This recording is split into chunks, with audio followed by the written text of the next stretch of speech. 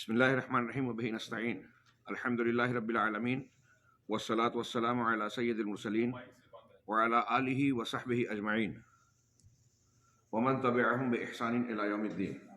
اعوذ باللہ من الشیطان الرجیم، بسم اللہ الرحمن الرحیم۔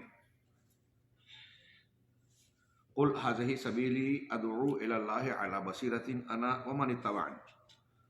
ومن اتبعنی وسبحان اللہ وما انا من المشرکین۔ محترم حاضرین، اخوان المسلمین پر ملاحظات کی بحث ہماری جاری ہے۔ اب تک ہم 12 ملاحظات سے گزرے ہیں اور کل ملاحظات کی تعداد 50 ہے۔ آج ہمارا آخری دن ہے، 3 نشستیں۔ ظاہر سی بات ہے کہ وقت کم ہے، مواد زیادہ۔ میں کوشش کروں گا کہ ضروری باتوں کو ملخص کیا جائے، اختصار سے گفتگو کر کے موضوع کا یعنی ظہور اور مقصود کی وضاحت بھی ہو جائے، اور آپ حضرات سے یہ امید کروں گا کہ اگر ہم کسی ملاحظے پر سرسری طور سے گزرتے ہیں لیکن آپ اپنے وقت فراغ میں سنجیدگی اور متانت کے ساتھ اسے تفصیلی طور پر غور کر کے مطالعہ کریں گے۔ میں نے تذکرہ نہیں کیا کہ آغاز کلام میں آپ کے ہاتھ میں جو کتاب کا اردو ایڈیشن ہے، ہمارے رفیق محترم دکتور اجمل صاحب حفظہ اللہ نے اس کا ترجمہ کیا۔ اگرچہ آپ کے ہاتھوں میں پہنچانے کے لیے اس میں جلد بازی سے کام لیا گیا، اس وجہ سے اس میں کتابت وغیرہ کی کچھ غلطیاں ہیں، کچھ کمیاں ہیں۔ انشاءاللہ آئندہ ایڈیشن میں اسے درست کیا جائے گا۔ جمعیت اہل حدیث ممبئی عظمیٰ نے اسے چھاپا، وہ شکر اور سپاس کے لائق ہیں، اللہ انہیں جزائے خیر دے۔ کتاب کے آغاز میں ہمارے استاذ داعی عالم اسلام کے مشہور مبلغ داعی شیخ ظفر الحسن مدنی حفظہ اللہ کا مقدمہ ہے، قیمتی مقدمہ ہے۔ میں امید کروں گا کہ آپ انشاءاللہ اس کا بھی مطالعہ ضرور کریں گے۔ آئیے 13ویں ملاحظے کی طرف بڑھ رہے ہیں۔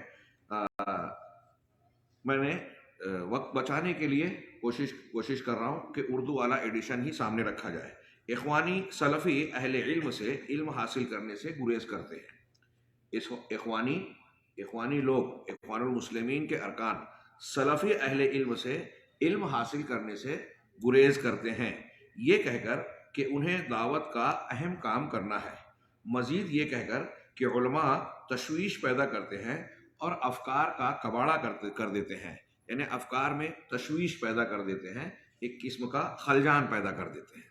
گویا اس جملے سے اور اس بات سے مترشح کیا ہو رہا ہے، کیا بات معلوم ہو رہی ہے کہ وہ ایسا سمجھتے ہیں کہ اگر اہل علم، اور وہ بھی سلفی جو قرآن و سنت کا خالص علم رکھتے ہیں، خالص علم لوگوں میں بیان کرنے کی، پھیلانے کی کوشش کرتے ہیں، اگر ان علماء کی مجلس میں ہم بیٹھیں، ان سے استفادہ کریں تو ان کے کہنے کے مطابق اس سے دعوت متاثر ہوگی، فکر میں الجھاؤ پیدا ہوگا۔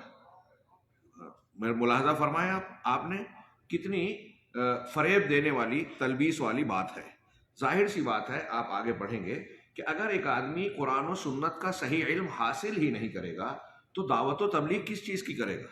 آگے انہوں نے استدلال کیا، اللہ کے رسول صلی اللہ علیہ وسلم نے فرمایا کہ بلغوا عنی ولو آیا، میری جانب سے لوگوں تک پہنچاؤ چاہے وہ ایک آیت ہو۔ جب آپ کو پتہ ہی نہیں ہے کہ نبی کریم صلی اللہ علیہ وسلم کا علم، آپ کی احادیث سنت کیا ہے، تو آپ لوگوں تک کیا پہنچائیں گے؟ آپ کو پہنچانے کے لیے سیکھنا ضروری ہے۔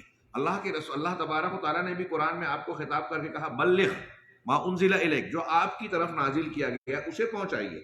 جب نازل شدہ چیز کا آپ علم ہی حاصل نہیں کریں گے تو پہنچائیں گے کیا؟ کتاب میں دیکھیے، میں کہتا ہوں ذرا سنبھل کر، علی رسلکم، آخر کون سی دعوت کامیاب ہو سکتی ہے اگر وہ صحیح علم اور درست منہج پر قائم نہ ہو؟ جب آپ نے سلفی علماء کا دروازہ دعات کے لیے بند کیا یا اپنے لیے بند کیا تو اس کی کا دروازہ آپ نے کھولا۔ ظاہر سی بات ہے کہ وہ لوگ ایسی چیزوں کو سیکھیں گے جو سلف سے منقول نہیں ہے، اور سلف کے طریقے، منہج اور عقیدے اور علم سے ہٹ کر جو کچھ حاصل ہوگا، ظاہر سی بات ہے کہ اس میں گمراہی ہوگی، انحراف ہوگا۔ ارشاد باری تعالیٰ ہے قل ھذہ سبیلی ادعو الی اللہ علی بصیرۃ انا ومن اتبعنی، کہہ دیجئے یہی میرا راستہ ہے، میں اللہ کی طرف بلاتا ہوں پوری بصیرت پر، میں اور وہ بھی جنہوں نے میری پیروی کی۔ ہاں اب اس میں آپ غور کیجئے، اللہ رب العالمین نبی صلی اللہ علیہ وسلم کو کہہ رہا ہے کہ آپ یہ اعلان کر دیجئے کہ میں اللہ کی طرف دعوت دے رہا ہوں۔ اس سے پہلے یہ آیت گزر چکی ہے کہ تنظیمات، حزبیات، گروہ بندی کی طرف نہیں، اللہ کی طرف، توحید کی طرف، لا الہ الا اللہ کی طرف۔ کیسے دعوت دے رہا ہوں؟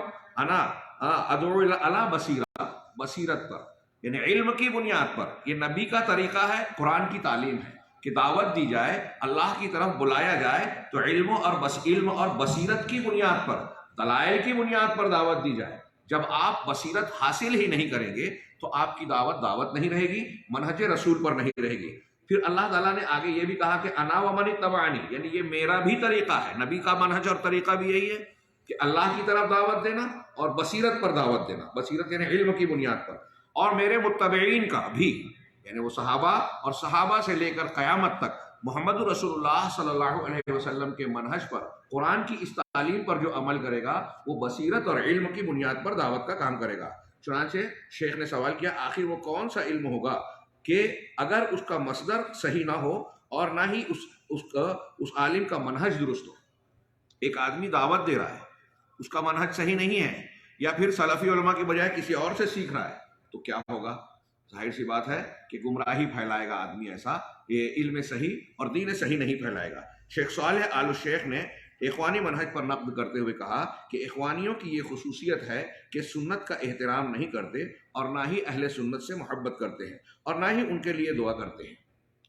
یہ جو ظاہری شکل صورت ہے یہ حقیقت کا اور ان کے منہج اور طریقہ کار، فکر اور عقیدے کا پتہ دیتی ہیں۔ ان چیزوں سے آدمی یہ فیصلہ کر سکتا ہے کہ ان کا طریقہ صحیح ہے یا غلط، تمیز کر سکتا ہے۔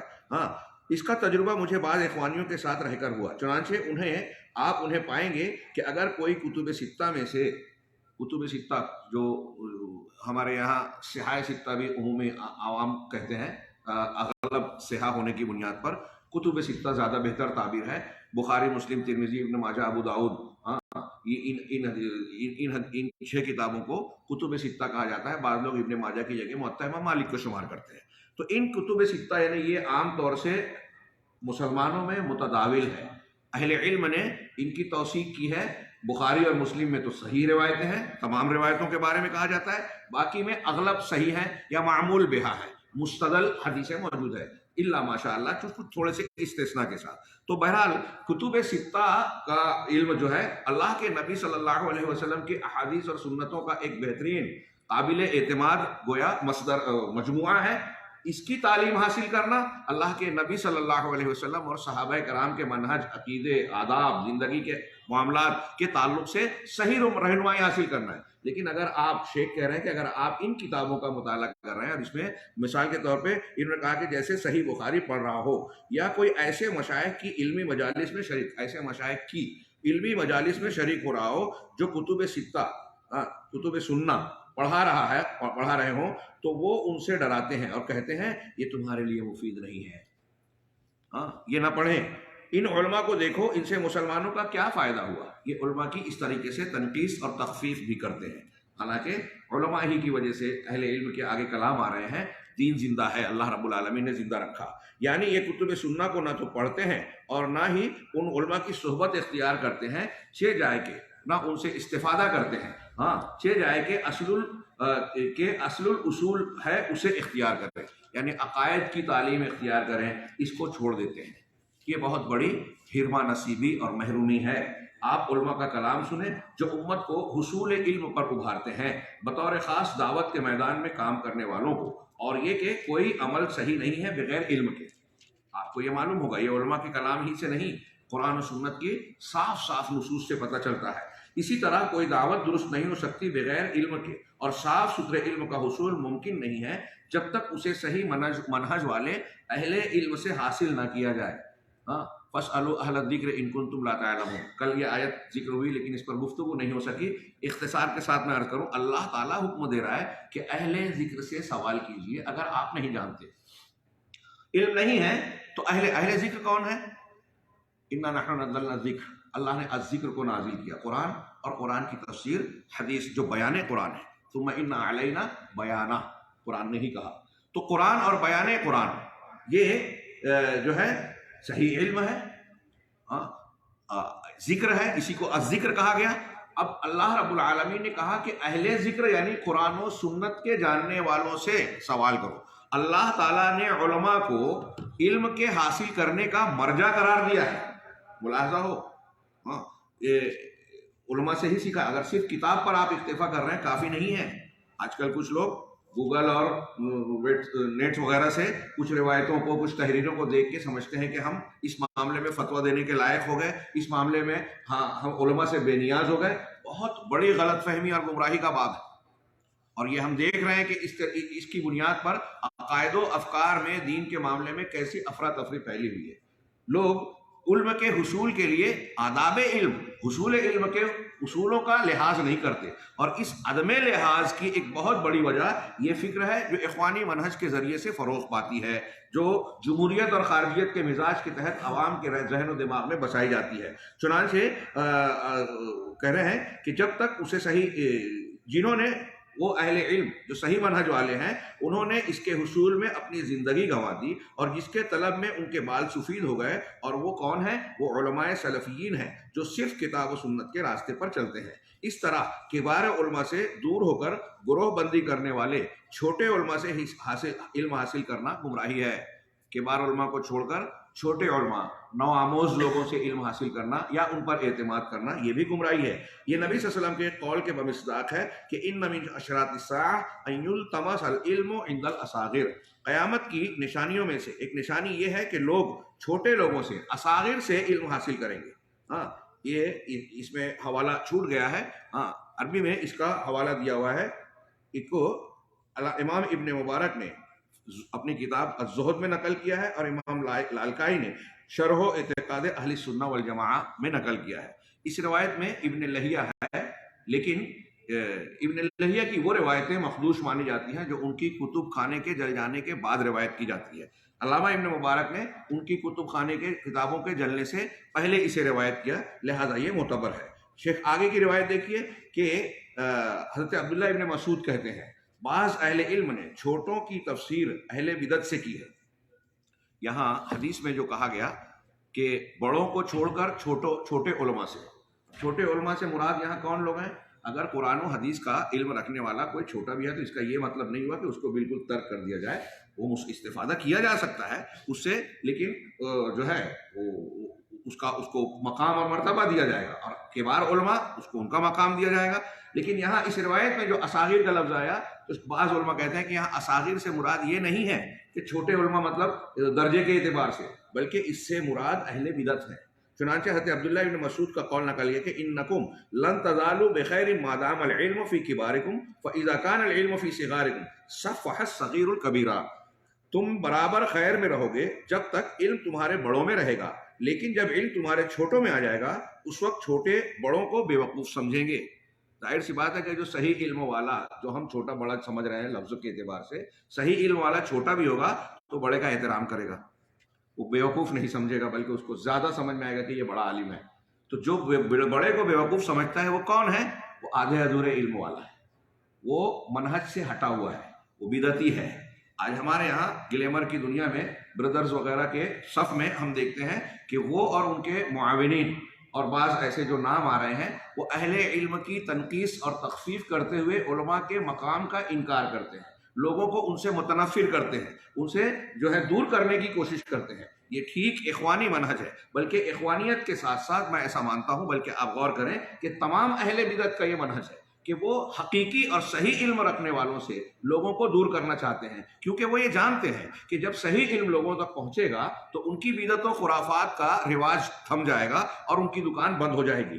ہاں، آگے علامہ ابن جوزی رحمہ اللہ نے طالب علم کو نصیحت کرتے ہوئے کہا اپنی قیمتی اوقات کا استغلال یعنی فائدہ اٹھاتے ہوئے کبار علماء کے پاس حصول علم کے لیے کوشش کرو۔ امام حنیفہ رحمہ اللہ نے کہا کہ بڑوں کی مجلس میں بیٹھو، علماء کی صحبت اختیار کرو، حکماء کے پاس رہو۔ سیدنا ابو الدرداء صحابی رسول ہیں رضی اللہ عنہ، وہ فرماتے ہیں من فقہ الرجل ممشاہ و مدخلہ و مخرجہ من مع اہل العلم، آدمی کی فہم و فراست میں یہ شامل ہے کہ اس کا چلنا، اس کا جانا اٹھنا بیٹھنا آنا جانا اہل علم کی مجلس میں ہو، ان کے ساتھ ہو، ہاں، حضرت ابو دردہ ہی کہتے ہیں، ترجمہ دیکھیے کہ کیا ہو گیا ہے کہ تمہارے علماء جا رہے ہیں مگر تمہارے نادان علم نہیں سیکھتے۔ علم سیکھو قبل اس کے کہ اسے اٹھا لیا جائے، کیونکہ علم کا اٹھ جانا علماء کا جانا ہے۔ جیسے جیسے علماء کم ہوں گے علم کم ہوگا۔ یہ بخاری مسلم میں نبی کریم صلی اللہ علیہ وسلم سے مروی روایات میں موجود ہے۔ امام وقی رحمہ اللہ نے فرمایا کہ علم دین حاصل کرنے کے لیے ضروری ہے کہ ایک استاذ ہو۔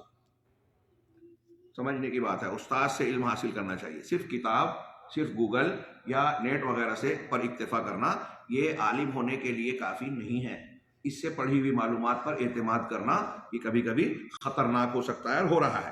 جس سے ایک استاد ہو جس سے پڑھے، مشکل عبارتوں کی تفسیر کے لیے اس سے رجوع کرے، اجتہاد کے طریقوں کو اس سے سیکھے تاکہ صحت و فساد کے درمیان فرق کر سکے، کیا صحیح ہے کیا غلط ہے۔ ہاں، اس عبارت کا اصل مفہوم کیا ہے۔ اگر استاد کے بغیر آدمی پڑھتا ہے تو اس سے محروم ہو سکتا ہے اور معنی غلط سمجھ سکتا ہے، اور جو صحیح چیز ہے اس کو غلط اور غلط کو صحیح سمجھ سکتا ہے۔ یہ بہت ہی خطرناک بات ہوگی۔ امام ابو حنیفہ رحمہ اللہ نے کہا گیا کہ مسجد میں ایک حلقہ ہے جہاں لوگ فقہ سیکھ رہے ہیں۔ پوچھا ان کا وہاں کوئی استاد ہے؟ عرض کیا نہیں۔ کہا یہ لوگ کبھی عالم نہیں بن سکتے۔ امام حنیفہ رحمہ اللہ کا یہ قول اس زمانے کا ہے، الفقہ والمتفقہ، اس کتاب کے حوالے سے انہوں نے نقل کیا۔ ابو نعیم نے کہا کہ میں ظفر کے پاس سے گزرتا اس حال میں، اس قول کو چھوڑ کے ہم آگے بڑھتے ہیں، کچھ اشعار نقل کیے گئے ہیں آگے صفحہ نمبر 129 پر دیکھیے۔ یہ آپ مطالعہ کر لیجئے گا، علم کی فضیلت میں اور میں بیان کردہ یہ اقوال اور اشعار ہیں۔ شیخ عبداللطیف ابن عبد الرحمن رحمہ اللہ نے کہا کہ جو دعوت کے میدان میں جانا چاہے اسے چاہیے کہ وہ پہلے علم سیکھے اور علماء کی صحبت اختیار کرے تاکہ حجت و دلیل کے ساتھ دعوت کا کام کرے۔ یہ ملاحظات میں اس بات کو آپ سرسری طور سے نہ دیکھیں، ہو سکتا ہے کہ اس میں آپ کو تھوڑا خشکی محسوس ہو رہی ہو، لیکن یہ بہت اہمیت کا حامل معاملہ ہے۔ آج دعوت کے میدان میں ایسے لوگوں کی کثرت اور بھیڑ ہوتی جا رہی ہے جو حقیقی معنی میں علماء نہیں ہے۔ اگر عالم نہیں ہے، یہاں یہ استدلال کرتے ہیں کہ اللہ کے رسول صلی اللہ علیہ وسلم نے کہا نا کہ بلغوا انی ولو آیا، اور کہا اللہ تعالیٰ کا کنتم خیر امۃ اخرجت، تو ہر شخص داعی ہو سکتا ہے۔ بالکل صحیح بات ہے۔ اللہ کے رسول صلی اللہ علیہ وسلم کا جو فرمان ہے کہ اگر ایک آیت بھی ہو تو لوگوں تک پہنچاؤ۔ اگر آپ کو ایک آیت کا علم ہے تو ہم کہتے ہیں کہ وہ ایک آیت ہی پہنچائیں۔ آپ جس میدان کے ہیں اس میدان کی بات کریں۔ اگر آپ ڈاکٹر ہیں، آپ وکیل ہیں، آپ کسی اور میدان کے ہیں اور دین کی تعلیم آپ نے مطالعے سے یا کسی ذریعے سے حاصل کی ہے کچھ حلقوں میں رہ کر، تو جتنی آپ کو ثقہ معلومات ہے متفق علیہ اور بغیر غبار کی، آپ اسے لوگوں تک پیش کریں۔ لیکن اس سلسلے میں آپ کو علماء کی سرپرستی اختیار کرنی چاہیے، اور اگر آپ کی باتوں میں کوئی ملاحظہ اہل علم کی جانب سے پیش کیا جائے تو فوراً آپ کو اس پر نگاہ نظر ثانی اور مراجعہ کر کے تحقیق کرنی چاہیے کہ وہ کہاں تک درست ہے۔ اس لیے علماء نے کہا کہ اگر کوئی شخص دعوت و تبلیغ کا کام جو اس کے علم اور معلومات کے اعتبار سے کر بھی رہا ہے تو پہلے تو اپنے میدان کا لحاظ رکھے، دوسرے سب سے اہم بات یہ ہے کہ علماء کی سرپرستی لازم رکھے۔ یہ آج کے ماحول میں جو جمہوریت والا مزاج لوگوں کا بنا ہوا ہے، یہاں تک کہ بہت سارے اہل الحدیث کا بھی، وہ اس کو قبول کرنے کے لیے تیار نہیں ہے۔ ایک قسم کی، میں نے اپنے بعض خطابات میں شبہات کے فتنے میں ایک جملہ کہا، کچھ لوگوں نے اس پر استفسار کیا، میں نے اس کی وضاحت بھی کی کہ آج کا جو جمہوری ماحول ہے اور جو میڈیا اور اظہار رائے کو خوب اچھالا گیا، اس کا یہ نتیجہ ہم دیکھتے ہیں کہ گھر گھر میں خارجیت کا ایک جراثیم موجود ہے، گھر گھر میں۔ یہ اخوانی اور یہ لوگ تو خیر اس کے علم بردار ہیں ہی عقیدے تک معاملے میں، تکفیری وغیرہ معاملے میں۔ ہمارے یہاں جو اس کے مخالف ہیں سلفی حضرات اہل الحدیث، ان کے یہاں بھی کچھ نہ کچھ گرد و غبار ماحول کے یہ اثرات نظر آتے ہیں۔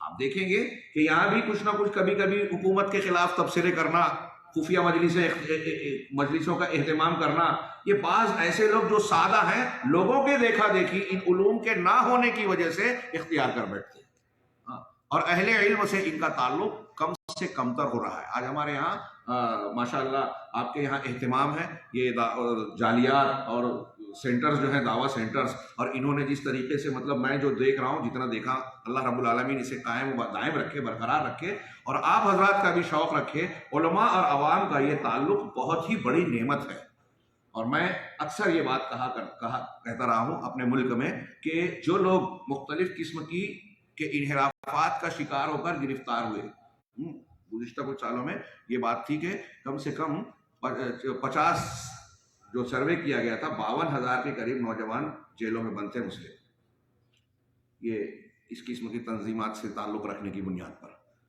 اور ان میں سے ایک بڑی تعداد ایسی تھی جو حقیقت میں ان چیزوں میں ملوث نہیں تھی لیکن بس بات چیت کی، ان کو پھنسایا گیا۔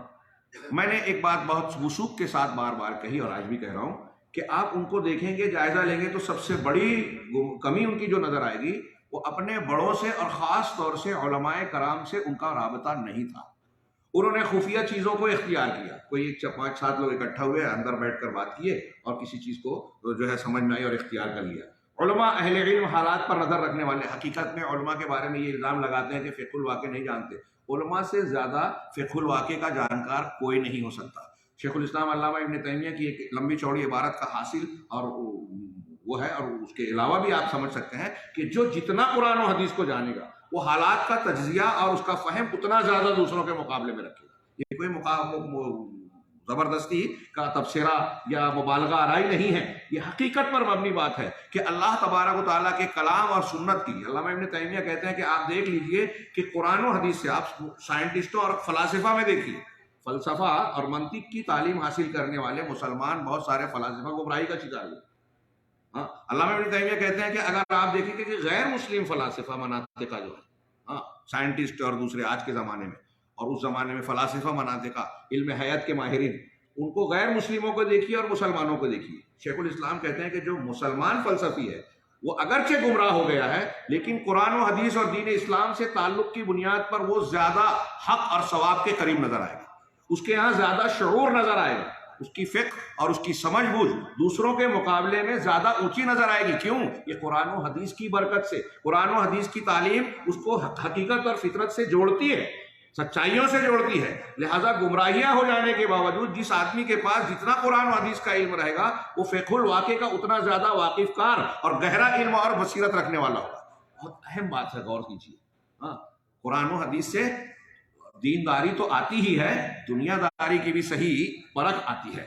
چنانچہ شیخ عبداللطیف کے اس جملے پر مزید پھر سے غور کیجیے، کیونکہ کوئی شخص اگر دعوت کے میدان میں جانا چاہتا ہے تو اسے چاہیے کہ وہ پہلے علم سیکھے اور علماء کی صحبت اختیار کرے تاکہ حجت و دلیل کے ساتھ دعوت کا کام کرے، کیونکہ کسی پیشے کو وہی جانتا ہے، پیشے یعنی اس کام کے در و بست کو، اس کے طریقہ کار کو جو اسے سیکھتا ہے، اور علوم کو وہی سیکھتا ہے جو اہل علم سے علم کو حاصل کرتا ہے۔ شاعر کہتا ہے ایسا نہیں ہے کہ جو بھی بلندی چاہے اسے بھی مل جائے، اسے وہ مل ہی جائے، اور نہ ہی ہر شخص ماہر ہوتا ہے۔ شیخ عمر بن سلیم نے کہا کہ شیطان کی چال میں سے یہ بھی ہے کہ اس نے انہیں طلب علم سے روک دیا، بس یہ علماء پر چاپلوسی اور بدزنی کا الزام لگاتے ہیں اور ان سے علم حاصل نہیں کرتے، اور یہی علم نافع سے محرومی کا سبب ہے، کیونکہ علماء ہی انبیاء کے وارث ہیں۔ چنانچہ جو ان سے علم لینے میں بخیلی کرے گا وہ سید المرسلین کی میراث میں بخیلی کرے گا،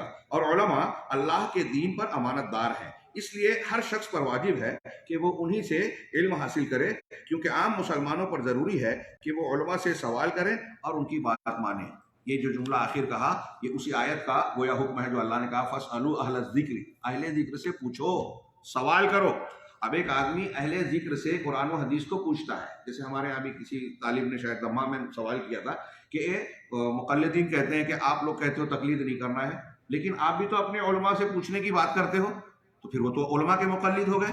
میں نے کہا کہ علماء سے جب سوال کرتا ہے سوال کرنے والا دین کے بارے میں، تو پہلے تو اللہ کے حکم پر عمل کر رہا ہے کہ اللہ کہہ رہا ہے فَاسْأَلُوا أَهْلَ الذِّكْرِ، جب اللہ کے حکم پر عمل کر رہا ہے تو یہ تقلید نہیں ہوئی، ایک بات۔ دوسرا یہ کہ اہل ذکر سے پوچھ رہا ہے تو ان کی رائے نہیں پوچھ رہا ہے۔ ہمارے یہاں مزاج یہ نہیں ہے کہ آپ کی رائے کیا ہے، یا رائے بتا دی کسی عالم نے تو اب شیخ مختار کو میں اتنی زیادہ عزت کرتا ہوں، ٹھیک ہے، لیکن اتنی عزت کروں کہ اب وہ جو بھی مسئلہ بتائے حلال و حرام کہے میں اسے تسلیم کر لوں۔ یہ مزاج، یہ مقام ہم نے یہاں تو کیا ائمہ کرام کو نہیں دیا، کہ اللہ تعالیٰ کا یہ فرمان ہے کہ کسی کو یہ حق نہیں ہے اللہ کے حلال کی ہوئی چیز کو حرام کرنا، نبی کا اختیار نہیں، نبی نہیں کر سکتا، تو بعد کے علماء کا کیا مقام، کیا معاملہ۔ نبی کریم صلی اللہ علیہ وسلم کی شریعت کے بارے میں آپ کا فرمان ہے کہ موسیٰ بھی اگر زندہ ہو تو میری شریعت اور میرے احکامات کی پابندی ان پر لازم ہوگی اب، نبی نبوت محمدیہ کے پیریڈ میں، تو سوال ہی نہیں اٹھتا کہ ہم کسی عالم کو یہ مقام دیں. چنانچہ جب ہم کہتے ہیں کہ سوال پوچھے عالم سے آدمی، تو کیا پوچھتا ہے ہمارے یہاں؟ قرآن و حدیث کی روشنی میں جواب دیجیے. یا کس سے پوچھتا ہے؟ جو قرآن و حدیث کے جاننے والا ہو. تو کیا سوال کرتا ہے کہ دین کا اس سلسلے میں کیا حکم ہے، قرآن و حدیث کا کیا حکم ہے. اب اگر عالم یہ جواب دیتا ہے کہ اللہ کا یہ فرمان ہے، رسول اللہ صلی اللہ علیہ وسلم کا یہ ارشاد ہے، اس حکم میں یہ فیصلہ ہے، یہ سنت ہے، اور وہ پوچھنے والا کتنا بھی جاہل ہو عالم کے اس جواب کو تسلیم کرتا ہے، تو وہ عالم کی بات کو نہیں مان رہا ہے. اچھی طرح دھیان دیجیے، بڑی پیاری بات. ایک جملہ اچھی طرح اس میں سمجھیے، آپ سمجھا سکیں گے انشاءاللہ. کہ اگر میں کہتا ہوں، اگر میں یہ کہوں کہ سود حرام ہے، تو یہ میری بات ہے، یہ صحیح بھی ہو سکتی ہے، غلط بھی ہو سکتی ہے. غلط ہے تو رد کی جائے گی. میری سے مطلب صرف میں نہیں، دنیا کا کوئی بھی عالم. لیکن اگر کوئی عالم یہ کہتا ہے کہ اللہ تعالیٰ نے قرآن میں کہا ہے کہ سود حرام ہے، وَأَحَلَّ اللَّهُ الْبَيْعَ وَحَرَّمَ الرِّبَا، اللہ نے ربا کو حرام کیا. قرآن میں اللہ نے یہ کہا ہے. اب میں نے یہ کہا کہ اللہ نے قرآن میں کہا اور آپ نے اسے نہیں مانا، تو آپ گنہگار ہوں گے، کیونکہ اب میری بات نہیں ہے، یہ اللہ کی بات ہے. اللہ کی بات میں نے نقل کی، رسول کی بات جب نقل کی تو یہ شریعت ہے. اپنی بات نقل کی، امام حنیفہ کی، امام شافعی کی، امام مالک کی، امام بخاری کی، ان کی اپنی رائے نقل کی. یہ شریعت نہیں ہے. شریعت کے موافق ہو سکتی ہے، مخالف ہو سکتی ہے. یہ موٹی سی بات اگر آپ کو سمجھ جائیں تو میں سمجھتا ہوں کہ جو لوگ تقلید پر اصرار کرتے ہیں وہ بھی یہ ماننے پر مجبور ہوں گے کہ واقعی یہ بات بالکل معقول قرآن و سنت کی تعلیمات کے عین مطابق ہے، اور اس اعتبار سے کسی کے لیے مکمل تقلید کی کہیں گنجائش ہے ہی نہیں. ہاں، چنانچہ ضروری ہے کہ جب ہم اہل ذکر سے سوال کریں تو دلائل کو جانیں. اب ایک عالم کا جواب الگ ہوا، دوسرے عالم کا جواب اس سے مختلف ہوا، تو تیسرے سے پوچھیں گے، تحقیق کریں گے. صحابہ اور سلف میں آپ کو یہی منہج ملے گا، اور یہ تحقیق ہے، یہ تقلید نہیں ہے، علم کو معلوم کرنا. چنانچہ اللہ تعالیٰ کا ارشاد ہے فَاسْأَلُوا أَهْلَ الذِّكْرِ إِن كُنتُمْ لَا تَعْلَمُونَ. یہ قرآن کی آیت بھی نقل کی. علامہ ماوردی رحمہ اللہ نے نفرت الجہال من العلم وأهله کے عنوان سے لکھا ہے. نیچے عبارت دیکھیے کہ بسا اوقات ایسا ہوتا ہے کہ طلب علم کو یہ کمتر سمجھتے ہیں، اہل علم کو حقیر مانتے ہیں، اور یہ سوچتے ہیں کہ جو لوگ اس علم میں مشغول رہتے ہیں وہ سب سے پیچھے ہوتے ہیں اور ہر چیز سے محروم ہوتے ہیں. چنانچہ جب یہ کوئی دوات دیکھ لیتے ہیں تو اس سے بدشگونی لیتے ہیں، جس میں روشنائی اور سیاہی ہوتی ہے. ہاں، اور اگر کوئی کتاب دیکھ لیتے ہیں تو اس سے اعراض کرتے ہیں. اگر کسی علم سے مزین کو دیکھ لیتے ہیں تو اس سے بھاگتے ہیں. گویا کہ یہ کسی عالم کو آگے بڑھتا اور کسی جاہل کو پیچھے آتا نہیں دیکھتے. یہاں تک کہ کہا شیخ نے، ماوردی صاحب نے، کہ اس طرح کے لوگ جو علم اور اہل علم سے اس قدر نفرت کرتے ہیں وہ عقل و علم ہر اعتبار سے گمراہی کے شکار ہوتے ہیں، اور ان سے کسی خیر یا اچھائی کی امید نہیں کی جا سکتی. ہاں، اخوانیت پہ ملاحظات میں یہ بات میں جو درج کر رہا ہوں، ہمارے یہاں جماعت اسلامی کا بھی یہی حال ہے. اور آپ دیکھیں کہ یہ لوگ علماء سے زیادہ دانشوران، مفکرین، دنیا کے مختلف فنون کے لوگوں سے متاثر نظر آتے ہیں. ان کی عظمت اور عقیدت کا مظاہرہ کرتے ہیں، لوگوں کو اسی کی طرف مائل کرنے کی کوشش کرتے ہیں. ان کے خطابات، ان کی کتابیں، ان کی باتوں اور ان کی فکر کی طرف لوگوں کو مائل کر کے کہتے ہیں کہ دیکھیے یہ بہت فلاں یہ ایسے اسکالر ہیں، عالمی طور سے اتنی شہرت ہے، اور ایسے ہیں اور ایسے ہیں. اور وہی مزاج جب بن گیا تو ہمارے یہاں علماء کو چھوڑ کر لوگ، نوجوان یا نئی نسل کے لوگ ان لوگوں سے متاثر ہوتے ہیں جن کا گلیمر دکھائی دیتا ہے، جن کے لائک کرنے والوں کی تعداد بظاہر زیادہ ہو، چاہے وہ گمراہی کا شکار ہو. صحیح اصول ضابطہ دین کو سیکھنے اور جاننے کا کیا ہے یہ ہمیں بتانا چاہیے، اور یہ یہاں بتایا جا رہا ہے کہ صحیح علم، قرآن و حدیث کا علم سیکھا جائے. اور قرآن و حدیث کا علم سیکھنے کے لیے جو اس کے ماہرین ہیں، سلفی علماء ربانیین، ان کے سامنے ان سے استفادہ کرنا چاہیے، ان سے دروس حاصل کرنا چاہیے، شرف تلمذ حاصل کرنا چاہیے. شیخ آگے علامہ ابن قیم کا قول ملاحظہ فرمائیں کہ وہ کہتے ہیں، روایت دیکھیں کہ امام مالک رحمہ اللہ نے کہا، بڑا اہم قول ہے. ہاں، امام مالک کہتے ہیں کہ کچھ لوگوں نے عبادت میں مشغول ہو کر علم ضائع کر دیا. ہاں، اللہ کی عبادت کر رہے ہیں، بظاہر عبادات سے مراد نوافل وغیرہ، علم کو ضائع کر دیا. ہمارے یہاں تبلیغی جماعت اور صوفیوں کو نظر میں رکھیے. اہل صوفیہ تصوف سب سے بڑے علم کے دشمن ہیں، اور ان سے متاثر ہو کر، جدید فکر اور بدعات سے متاثر ہو کر، اس کے بعد یہ خارجی فکر والے تحریکی. چنانچہ کہہ رہے ہیں کہ عبادات میں مشغول ہو کر علم کو ضائع کر دیا، نوافل پڑھ رہے ہیں، ذکر و اذکار کر رہے ہیں، ٹھیک ہے، اب اس میں بدعات بھی اختیار کر لیا. لیکن اس کے نتیجے میں انہوں نے قرآن و سنت کی تعلیم حاصل کرنا، علماء کی مجلس اختیار کرنا ترک کر دیا. ہاں نتیجہ کیا ہوا؟ امام مالک کہہ رہے ہیں یہ اس زمانے کی بات سوچئے، اور تلوار سے امت محمدیہ پر خروج کر دیا، علم نہیں ہے خروج کر دیا۔ یہ جو لوگ حکومتوں اور علماء کے خلاف جو تحریکیں چلا رہے ہیں، امام مالک رحمہ اللہ کے اس قول کی روشنی میں دیکھیے کہ ان کے خروج، بغاوت، انقلاب، مظاہرات اور علماء اور حکام کے خلاف جو ان کی زبانیں اور سوشل میڈیا پر ان کی سرگرمیاں ہیں، اس کا نتیجہ کیا ہے؟ صحیح علم کا حاصل نہ کرنا۔ ہاں اگر وہ علم کی اتباع کرتے تو ایسا نہیں کرتے، اگر وہ علم کی اتباع کرتے، علم حاصل کرتے، دلائل جانتے تو ایسا نہیں کرتے۔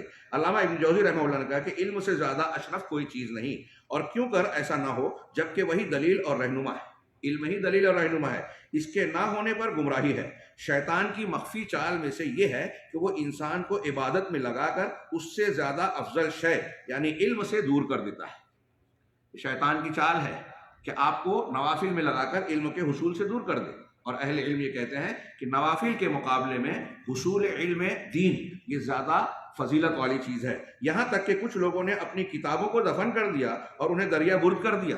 ہاں کچھ صوفیوں نے ابلیس کی چال میں پڑھ کر اپنے تلامذہ کو قلم و دوات سے منع کر دیا۔ یہاں تک کہ جعفر خلدی نے کہا کہ اگر صوفی ہمیں چھوڑ دیتے تو ہم دنیا بھر کے اسناد لے آتے۔ میں نے ابو العباس دوری سے ایک مجلس لکھ رکھی تھی، لیکن مجھے ایک صوفی ملا اور کہا ورقے کا علم چھوڑ کر خرقے کا علم حاصل کرو۔ صوفی صاحب نے کہا کہ ورقہ یہ کاغذ قلم چھوڑو، ہاں اور یہ ہمارے ہاں خرقہ یعنی جو یا تو لباس کا خرقہ یا خرق عادت والا، یہ اب طریقہ اختیار کرو، مراقبے کا، ذکر و اذکار کا، صوفیہ کے طریقے کا۔ ہمارے ہاں کہتے ہیں اسی بات کو ہمارے یہاں اردو زبان میں کہتے ہیں کہ قال کو چھوڑو حال کو پکڑو۔ قال اللہ قال رسول، اللہ نے کہا رسول نے کہا، ارے یہ سب چھوڑو، قال اللہ قال رسول، حال ذکر و اذکار کرو، مراقبہ کرو، اس میں تم کو روشنی نظر آئے گی، اس میں تمہیں یہ نظر آئے گا۔ تو قال چھوڑو، یہ علم کی بات قال ہے، یہ حال ہے، پریکٹیکل ہے۔ اسی بات کو انہوں نے ان الفاظ میں انجام دیا۔ ہاں تو اس سے ایک دوسرے صوفی نے کہا کہ بھائی اپنی شرمگاہ چھپا لو، اور شبلی کا ایک شعر پڑھا کہ جب انہوں نے مجھ سے ورقے کا علم طلب کیا تو میں نے ان پر خرقے کا علم ظاہر کیا، اور یہ ابلیس کی مخفی چال میں سے ہے، اور ابلیس کا گمان ان پر سچ ثابت ہوا۔ یہاں ضمناً شیخ نے کہا کہ اگر ہم حسن ظن رکھتے ہوئے، یہ شاید اس میں نہیں ہے، عبارت چھوٹ گئی، کہ اگر حسن ظن رکھتے ہوئے یہ کہیں کہ دریا برد کتابوں کو اس لیے کیا، کسی نے دریا میں اپنے کتابوں کو ڈال دیا جیسا کہ شیخ نے ذکر کیا، تو حسن ظن رکھتے ہوئے ہم یہ کہیں کہ ان کتابوں کو اس لیے دریا میں ڈالا کہ اس میں ان کی رائے ہے، علماء کی رائے ہے، قرآن حدیث سے ہٹ کر علم ہے، تو قدر غنیمت ہے کہ اس طرح وہ غلط چیزوں سے بچنے کے لیے ایسا کر رہا ہے۔ اور سلف کا ایک طریقہ ہے کہ غلط کتابوں سے لوگوں کو بچایا جائے۔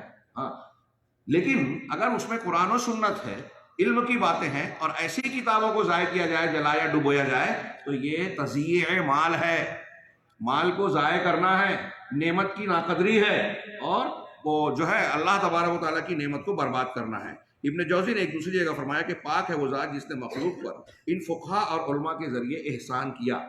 میں ان اقوال کو قدر تفصیل سے پڑھ رہا ہوں علم کی ترغیب دلانے کے لیے، ورنہ ان کو صرف میں تذکرہ کر کے 2 جملے میں آگے بڑھ سکتا تھا کہ آپ مطالعہ کر لیں، ہم اس کا اعادہ کر رہے ہیں، میں اپنے لیے بھی اس کو تازہ کر رہا ہوں۔ چنانچہ ابن جوزی نے کہا پاک ہے وہ ذات جس نے مخلوق پر ان فقہا اور علماء کے ذریعے احسان کیا۔ دیکھیے عبد الرحمن ابن جوزی کر رہے ہیں، علماء کو نعمت سمجھیں، فقہا اور دین کی سمجھ رکھنے والے سب سے بڑی نعمت ہے ہمارے سماج میں۔ بعض علماء نے لکھا، میں نے کئی دروس میں ذکر کیا کہ جس طرح کسی بستی میں آپ بستے ہیں وہاں طبیب اور ڈاکٹر کی ضرورت ہوتی ہے، اگر وہاں نہ ہو تو بہت بڑا مسئلہ مانا جاتا ہے۔ اس سے بڑھ کر یہ مسئلہ ہے کہ آپ کسی ایسی بستی میں سکونت اختیار کریں جہاں صحیح علم رکھنے والا عالم نہ ہو۔ اگر ایسی بستی میں نہیں ہے تو بعض علماء کا کہنا ہے کہ آپ پر لازم ہے کہ ایسی بستی سے آپ ہجرت کر جائیں، وہ بستی میں نہ رہیں جہاں عالم دین آپ کی رہنمائی کرنے کے لیے موجود نہ ہو، کیونکہ یہ روحانی بیماریوں کا علاج کرنے والے ڈاکٹر ہے، صحیح رہنمائی کرنے والا۔ اگر آپ ایسے علماء سے نہ، کتنی بستیاں ایسی علماء سے، اگر علماء ربانیین سے کوئی بستی خالی ہے تو بعض اہل علم کہتے ہیں کہ وہاں رہنا جائز نہیں ہے، رہنا ہی نہیں چاہیے۔ ہاں تو شیخ کہہ رہے ہیں کہ شیطان کی یہ چال ہے کہ یہ علماء کا وجود جو ہے احسان ہے، جنہوں نے شریعت کو سمجھا اور اللہ نے انہیں اس کا بہتر بدلہ دیا۔ شیطان ان سے خوف کھا کر بھاگتا ہے کیونکہ انہیں یہ کوئی تکلیف نہیں پہنچا سکتا۔ علماء کو یہ تو صرف جاہلوں، اور علماء اس کے کاش کو تکلیف پہنچا سکتے ہیں. یہ تو صرف جاہلوں اور کم فہم لوگوں سے کھیلتا ہے، اور اس کی سب سے بڑی چال یہی ہے کہ وہ لوگوں کو اس بات پر قانع کر دیتا ہے، قناعت میں مبتلا کر مطمئن کر دیتا ہے کہ وہ علم کو چھوڑ دیں. اسی پر وہ انہیں چھوڑتا، بلکہ ان پر اس طرح غالب آ جاتا ہے کہ وہ ان علم میں مشغول رہنے والوں پر رد و قضا کرنے لگتے ہیں. جو لوگ علمی کام کرتے ہیں تو یہ جاہل لوگ ان پر اعتراض کرتے ہیں، تنقیدوں کے تیر برساتے ہیں. جبکہ اللہ کے رسول صلی اللہ علیہ وسلم فرمایا کہ بلغوا انی ولو آیا، میری بات پہنچاؤ اگرچہ ایک ہی آیت کیوں نہ ہو. اور جبکہ آپ کے رب نے آپ سے فرمایا بلغ، تبلیغ کرو. چنانچہ اگر وہ علم حاصل نہیں کرے گا تو شریعت کو لوگوں تک پہنچائے گا کیسے؟ زاہد کبیر بشیر الحافی سے مروی ہے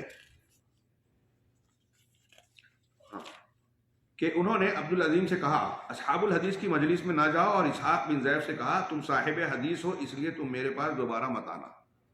یہ ان کی علم دشمنی کا ملاحظہ کو کریں.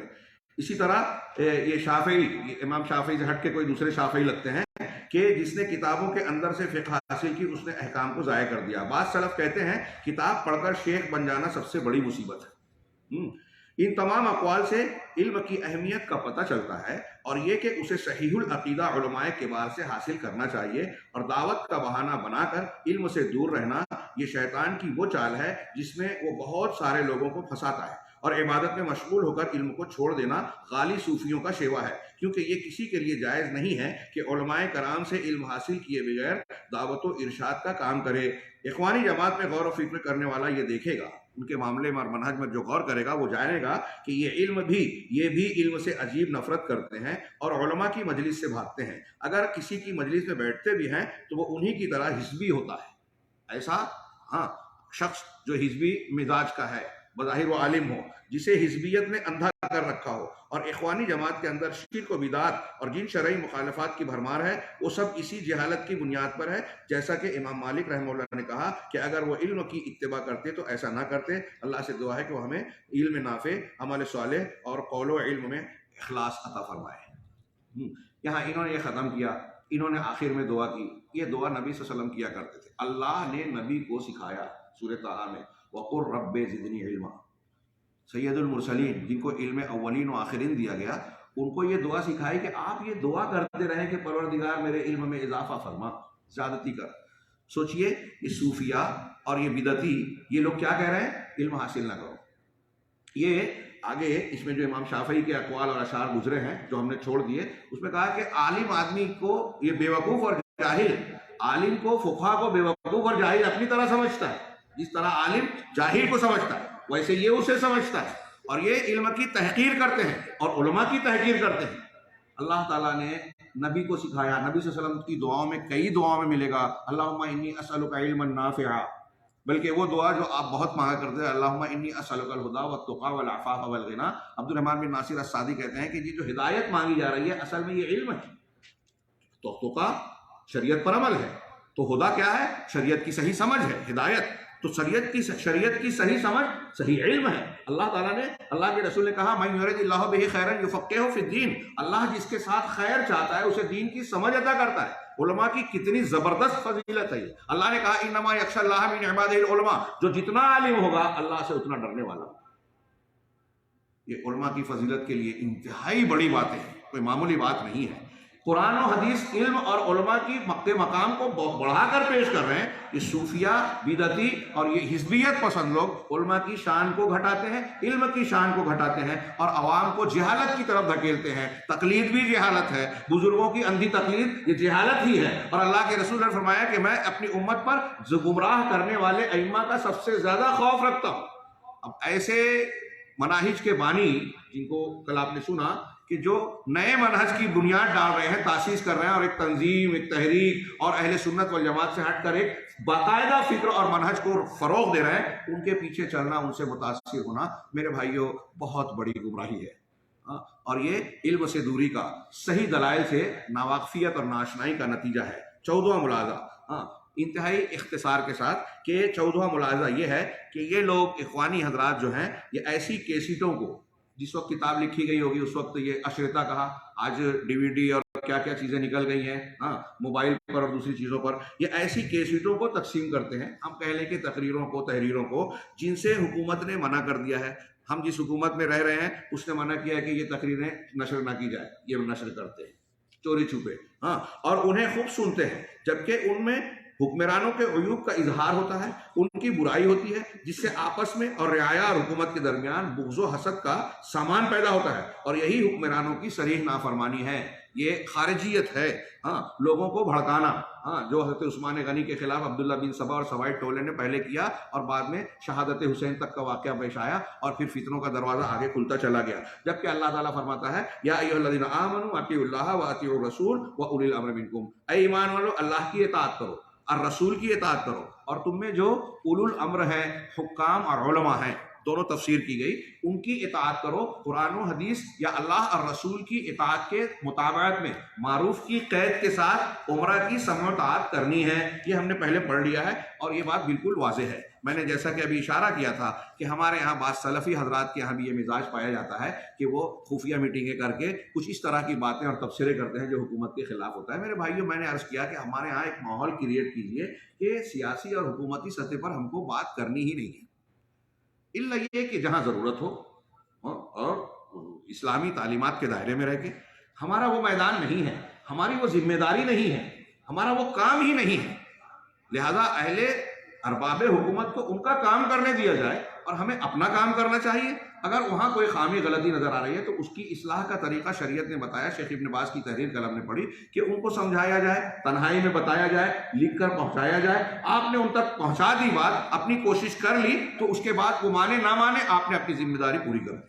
اس کے بعد لوگوں میں تبصرہ کرنا، ممبر پر بیان کرنا، سوشل میڈیا پر اس کو جو پھیلانا، یہ قطعی طور سے اسلام کی تعلیم کے خلاف ہے۔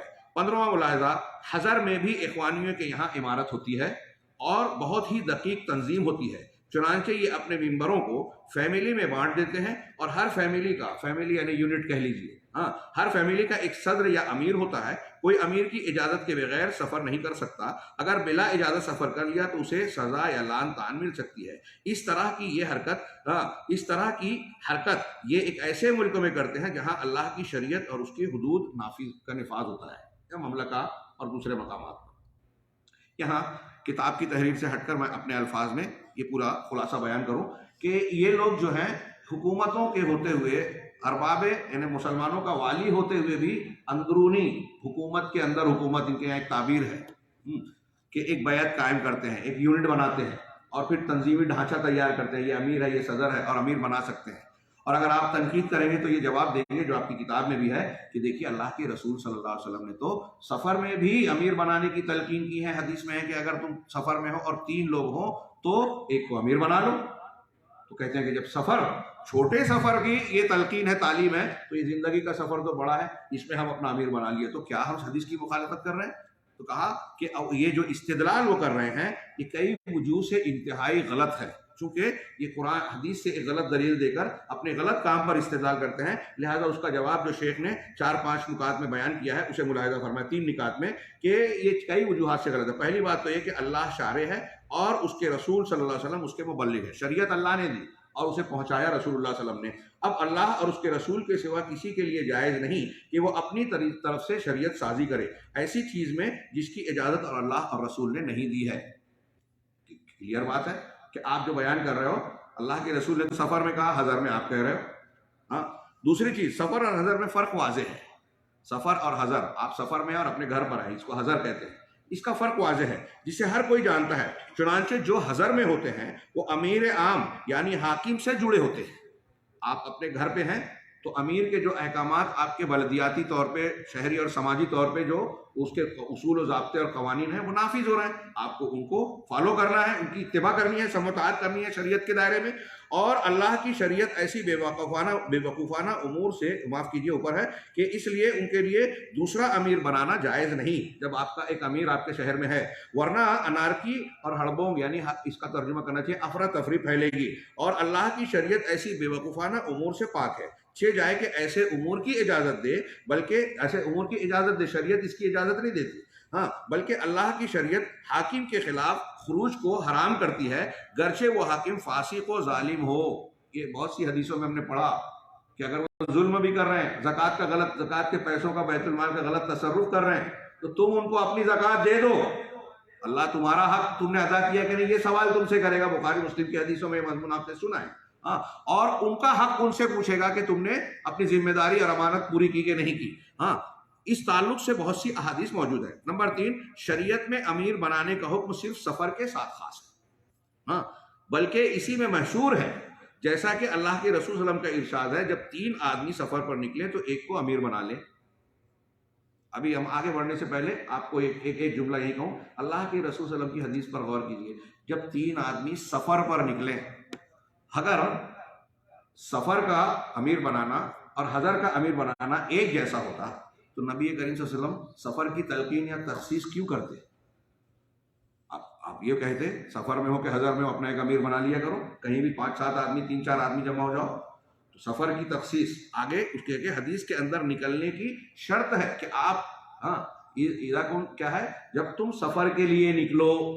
ہاں، کہا گویا اگر سفر پر نہ نکلیں تو امیر نہ بنائیں. اسی طرح ابن عمر کی حدیث میں ہے کہ 3 آدمی اگر صحرا میں سفر پر ہو تو انہیں ایک امیر چن لینا چاہیے. علامہ البانی نے کہا کہ یہ حدیث مطابقت کی بنا پر صحیح ہے، اور اس حدیث سے واضح ہے کہ شارع نے امیر بنانے کی اجازت صرف سفر میں دی ہے. اب اگر کوئی اسے حضر میں امیر بنانے پر استدلال کرے تو وہ جاہل ہے اور اسے اللہ کی شریعت کا کوئی علم نہیں ہے.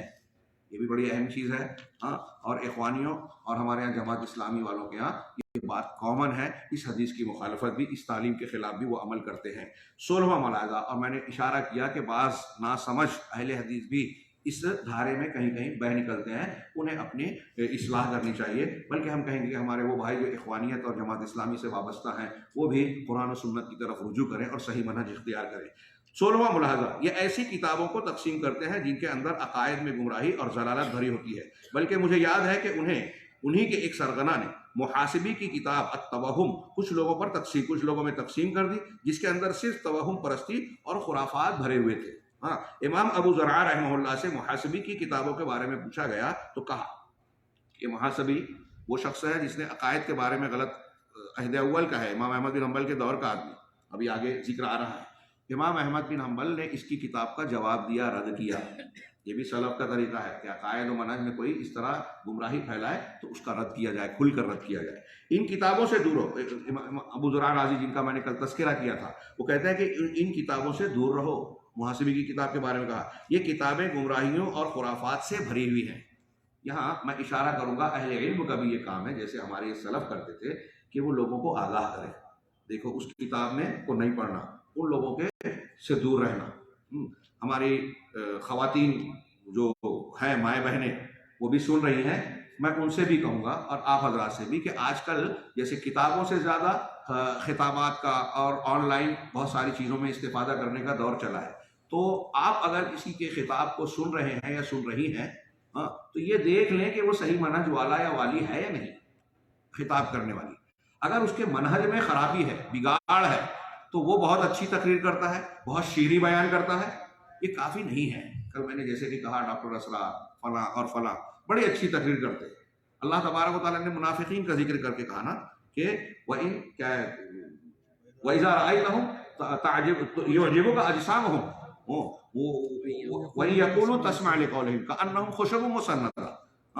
اگر تم انہیں دیکھو گے تو ان کے جسم اور ظاہری شکل و صورت تم کو بڑی بھلی معلوم ہوگی، خوشنما لگے گی. دیکھ کر بڑے کیا باڈی ہے، کیا زبردست وہ ہے. اور اگر وہ بات کریں گے تو گویا تم ان کی بات کو بس سنتے رہو. کیا شیریں بیانی اور جادو بیانی ہے، تقریر بڑی اچھی کرتے ہیں. ہاں، تو انہم خشب مسندہ، لیکن ان کی حیثیت کیا ہے کہ گویا کہ وہ ٹیک لگائے ہوئے، اٹکائے ہوئے، دیواروں سے ٹکائے ہوئے بڑے بڑے کیا لکڑیوں کے چہتیر ہیں. ہاں، یعنی بڑی ان کا قد دراز ہے، سب کچھ ہے، اور ملا کر ٹیک لگائے، مطلب عقل سوجھ بوجھ نہیں ہے.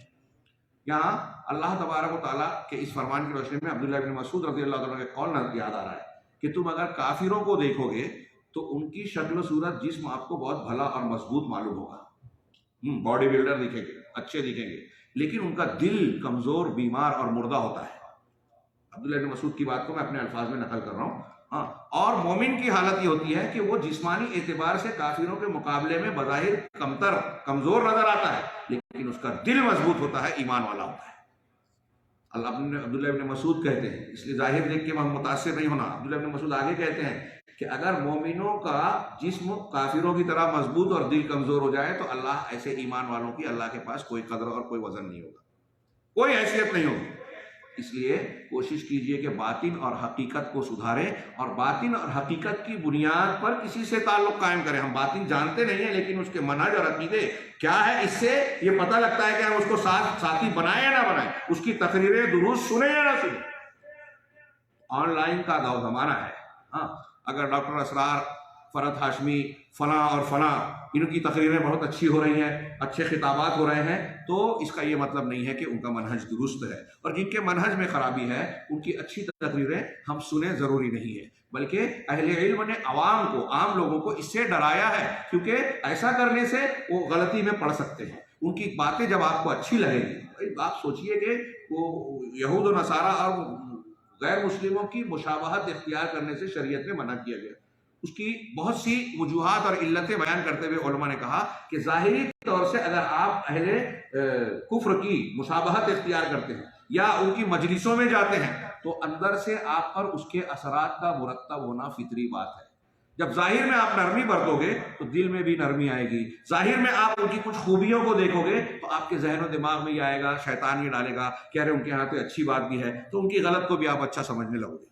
یہ غیر محسوس طریقے پہ ایک ہدایت والا انسان گمراہی میں جاتا ہے، اور اس طریقے سے شبہات اور شہوات کے فطرے انسان کو گھیرتے ہیں۔ اسی لیے ہم کو دعا بھی سکھائی گئی کہ ہر نماز میں آپ اہدنا الصراط المستقیم مانگیں۔ اس کا مطلب یہ کہ ہر وقت ہمیں گمراہی کا ڈر ہے، اس لیے ہم کو ہدایت پر جمے رہنے کی دعا مانگتے رہنا چاہیے، اور دعا مانگنے کے ساتھ ساتھ کوشش بھی کرتے رہنا چاہیے۔ چنانچہ آگے یہ 2-3 اقوال میں پڑھنا چاہتا ہوں، غور سے سنیے کہ شیخ ابو ذرع رازی کہتے ہیں کہ تمہارے لیے دوسری کتابیں کافی ہیں، کہا گیا کہ ان کتابوں میں عبرت ہے۔ سن رہے ہیں آپ، امام ابو ذرع کہہ رہے ہیں کہ یہ کتابیں مت پڑھو، اس سے گمراہ ہو سکتے ہو، دوسری کتابیں کافی ہیں۔ تو ان سے یہ جواب دیا کہ ان کتابوں میں عبرت ہے۔ جیسے آپ یہ کہیں کہ بھائی آپ جن لوگوں کا نام لے کر کہہ رہے ہیں کہ ان کی تقریر مت سنو، ان کو لائک مت کرو، تو ان کے یہاں اچھی باتیں بھی ہوتی ہے۔ کل کے درس میں میں نے کہا کہ دنیا کا کوئی بھی گمراہ سے گمراہ شخص ہو، فرقہ ہو، جماعت ہو، مذہب ہو، ان کے یہاں کچھ نہ کچھ اچھائیاں تو ہوتی ہیں، اٹریکٹیو چیزیں ہوتی ہیں جس سے لوگ متاثر ہوتے ہیں، فریب کھاتے ہیں، کہہ رہے دیکھو ہمارے یہاں یہ خوبی ہے۔ تو چند خوبیوں کے ہونے سے ساری باتیں صحیح ہو گئی، یہ ضروری نہیں، یہی تو ہمارا امتحان ہے اور یہی تو دھوکہ ہے۔ چنانچہ ابو ذرع رازی سے بھی کہا گیا کہ جن کتابوں سے آپ منع کر رہے ہیں اس میں تو کچھ عبرت کی چیزیں بھی، اچھی باتیں بھی ہیں، جس کے لیے اللہ تعالیٰ کی، تو فرمایا جس کے لیے اللہ کی کتاب میں عبرت نہیں اس کے لیے اس میں بھی عبرت نہیں۔ آپ کو اللہ کی کتاب اور اللہ کی نازل کی ہوئی تعلیمات میں کفایت نظر نہیں آتی؟ سنت اور اللہ کے نبی صلی اللہ علیہ وسلم کے صحابہ، ان کی تعلیمات اور طریقہ آپ کے لیے کافی نہیں ہے، کوئی آپ کو ادھر ادھر دیکھنے کی ضرورت پڑ رہی ہے؟ کس قدر لوگ بدعتوں کی طرف بھاگ رہے ہیں۔ ابو ذرع رازی کے قول کا یہ خلاصہ ہے۔ آگے ابو القاسم نصر آبادی نے کہا کہ مجھے پتا چلا کہ حارث محاسبی نے کسی چیز میں کلام کیا تو امام احمد نے اسے چھوڑ دیا۔ یہاں یہ بہت مختصر قول ہے، بعض دوسرے علماء نے اس قول یا اس بات کو دوسرے قالب میں بھی نقل کیا قدر تفصیل سے۔ امام احمد نے غصہ ہو کر اس پر ناراضگی کا اظہار کیا اور پھر اسے چھوڑ دیا۔ چنانچہ امام احمد کے اس رویے سے کیا نتیجہ نکلا؟ جب اس کا انتقال ہوا تو اس کا جنازہ اس کے جنازے میں صرف 4 لوگوں نے شرکت کی، 4 لوگوں نے نماز جنازہ پڑھی۔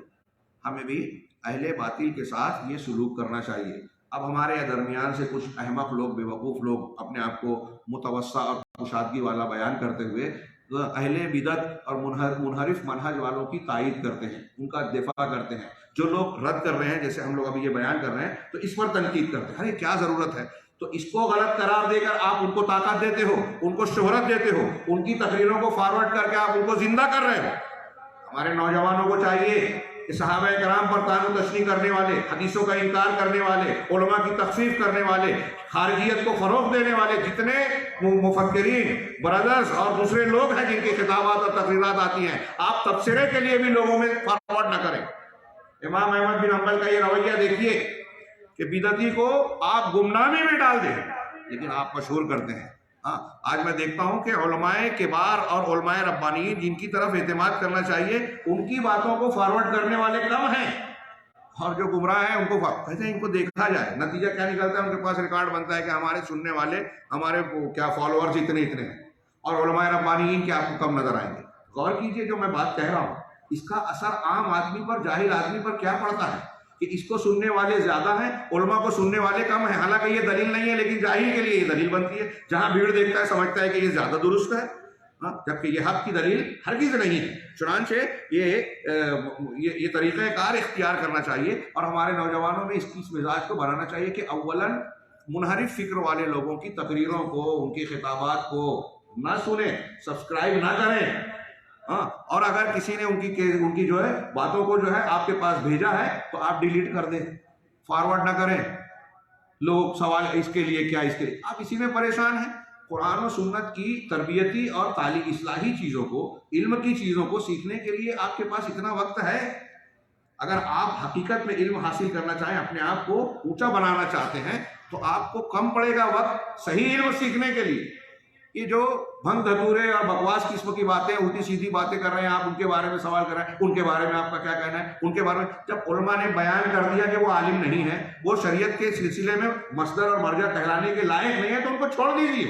جو کبار اور مستند علماء ہیں، جن کے بارے میں شک و شبے کی گنجائش نہیں ہے، آپ ان کے ساتھ جڑ جائیے، سیدھی سمپل بات ہے۔ لیکن ہمارے یہاں لوگوں کو جب تک کوئی جو ہے اچھل کود والا معاملہ نہ ہو، اٹھ پٹانگ والی بات نہ ہو، ایسا لگتا ہے مزہ نہیں آتا۔ یہ بگڑے ہوئے مزاج کی علامت ہے۔ ہمارے سلف کے ان منہج میں ہمارے لیے نمونہ ہے۔ امام احمد نے محاسبی کا جو معاملہ کیا، اس کا نتیجہ یہ نکلا کہ وہ گمنام ہو گیا، اپنی بدعتوں کے ساتھ دفن ہو گیا، 4 آدمی اس کے جنازے میں شریک ہوئے۔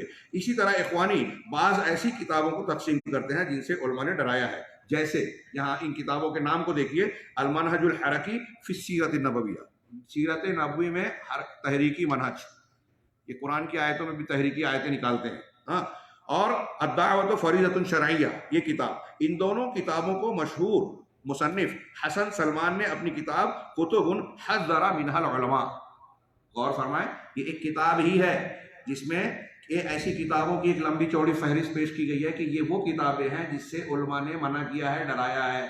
لیکن آج کی ہماری نسل کو پتہ چل جائے تو وہ قرآن، حدیث، بخاری، مسلم، ترمذی، امام احمد، ائمہ کرام کی کتابوں سے زیادہ ان کتابوں کو فارورڈ کریں گے۔ پھر کیا کہنا ہے اس کے بارے میں؟ ہر عالم سے پوچھیں گے الگ الگ، جس سے علماء نے منع کیا۔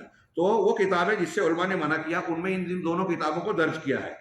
اسی طرح سے فی ظلال القرآن، قرآن کی تفسیر کے نام پر، قرآن کی تفسیر کے نام پر، ظاہر سی بات ہے ایک عام آدمی کو جب کہیں گے کہ قرآن کی تفسیر ہے، ہمارے ہندوستان پاکستان کے لوگوں کو آپ دیکھیں، غور کریں کہ ترجمہ قرآن کے ساتھ بھی اگر کوئی چیز حاشیے وشیے میں ہے تو ان کا مزاج یہ بنتا ہے کہ یہ بات قرآن میں ہے، تو ان کے نزدیک اس کا ایک اعتبار ہوتا ہے، ایک حیثیت ہوتی ہے۔ تو وہ یہ نہیں فرق کر پاتے کہ اللہ کا کلام اور ہے، اور شرح میں صاحب حاشیہ نے، صاحب تفسیر نے اپنی بات شامل کی ہے، وہ شریعت نہیں ہے، اور یہ گمراہی جو ہے وہ مستند ہو جاتی ہے عام آدمی اور جاہل آدمی کے نزدیک۔ تو فی ظلال القرآن میں بھی بڑے خرافات، بہت پوری کتابیں، شیخ ربی نے مستقل کتاب لکھی ہے سید قطب کی گمراہیوں پر، اغوا علی کیا ہے وہ سید قطب، افکار ہے سید قطب، پوری کتاب ہے، اور دوسرے بہت سارے علماء نے لکھا، توحید میں خلل، شرک کی بات، وحدت الوجود کی بات، اور لا الہ الا اللہ کی غلط تشریح، انبیاء کرام پر اعتراض، موسیٰ علیہ السلام پر اعتراض، حضرت یوسف علیہ السلام غالباً ان پر اعتراض، اور کئی نبیوں پر اعتراضات کے اوپر ایسا تبصرہ کیا گیا ہے جو کسی طریقے سے شان نبوت کے لائق نہیں ہے کہ ایک مسلمان اس طرح کی بات کہے۔ اس طرح انہوں نے تحریر میں فی ظلال القرآن میں لکھا، اور ایسی بہت ساری چیزیں، صحابہ کرام پر اعتراض، تمام مسلمانوں کی تکفیر۔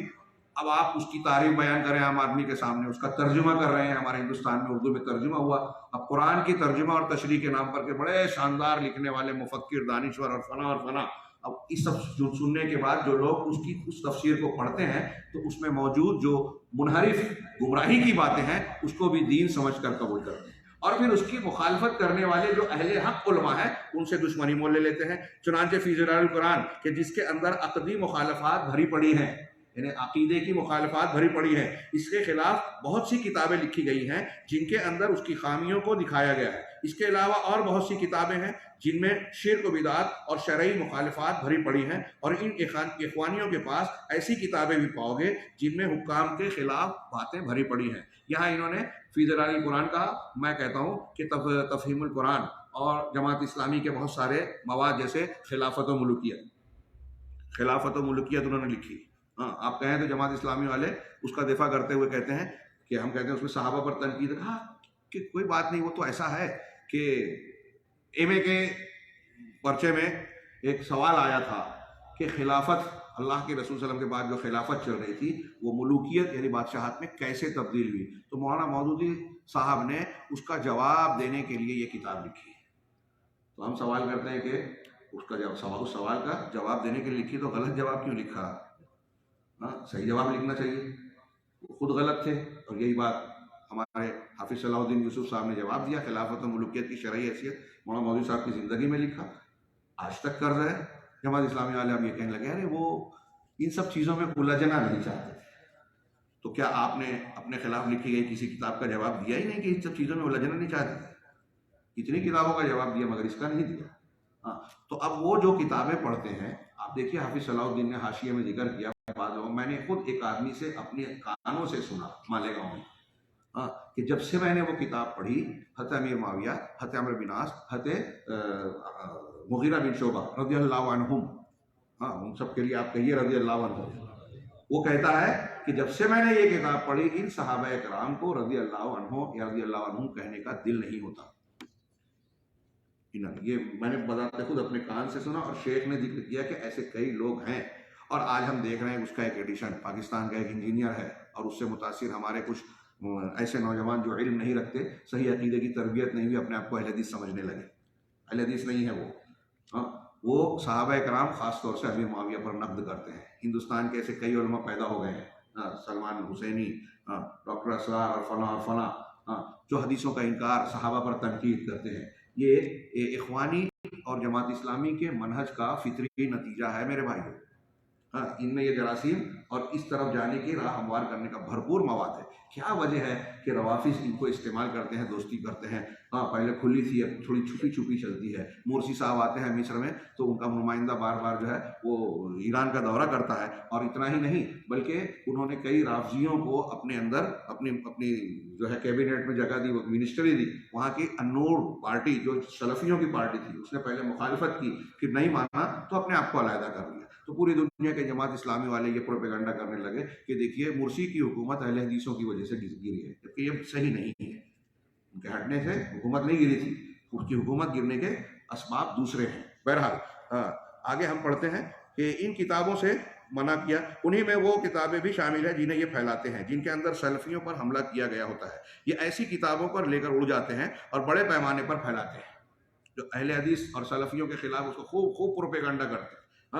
بلکہ مجھے یاد ہے ان میں سے ایک شخص میرے پاس قیلولہ کے وقت ظہر کے بعد آیا، کچھ ایسی کتابوں کو لے کر جن کے اندر نئے طریقے سے سلفیت پر حملہ کیا گیا تھا۔ اس نے مجھے ایک نسخہ دیا، دیکھا تو اس کتاب کے اندر صرف سلفیوں پر نقد کیا گیا تھا، کتاب میں صرف یہی مواد تھا، اور نئے طریقے سے ان پر حملہ کیا گیا تھا، اور ان پر جھوٹے الزامات لگائے گئے تھے۔ بنا بری اخوانیوں کو چاہیے، اس بنیاد پر انہوں نے کہا کہ اخوانیوں کو چاہیے کہ توبہ کریں، اس منہج سے گریز کریں، اور آخر میں شیخ الاسلام علامہ ابن تیمیہ کی پھر سے وہ عبارت نقل کی جو پیچھے گزری کہ جو لوگ ہر وہ شخص جو بدعت کی طرف خود کو منسوب کرے یا ان کا دفاع کرے، ان کی تعریف کرے، یا اس کی مخالفت کرنے والوں کے کو جو ہے رد کرے، ایسے لوگ سزا کے مستحق ہیں۔ یہ قول پیچھے گزر چکا ہے، آپ اس کو ضرور پڑھیں اور بار بار پڑھیں اور ذہن نشین کریں۔ آج ہمارے لوگوں میں، بہت سارے سلفی لوگوں میں اس قول کو سمجھنے کی اور اس کے دلائل کو جاننے کی ضرورت ہے۔ وہ لوگ جو اپنے اس ذمہ داری کی ادائیگی میں خود تو کوتاہی برتتے ہیں، اگر کوئی اس ذمہ داری کو نبھا رہا ہے، بدعت کی نشاندہی کر رہا ہے، رد کر رہا ہے،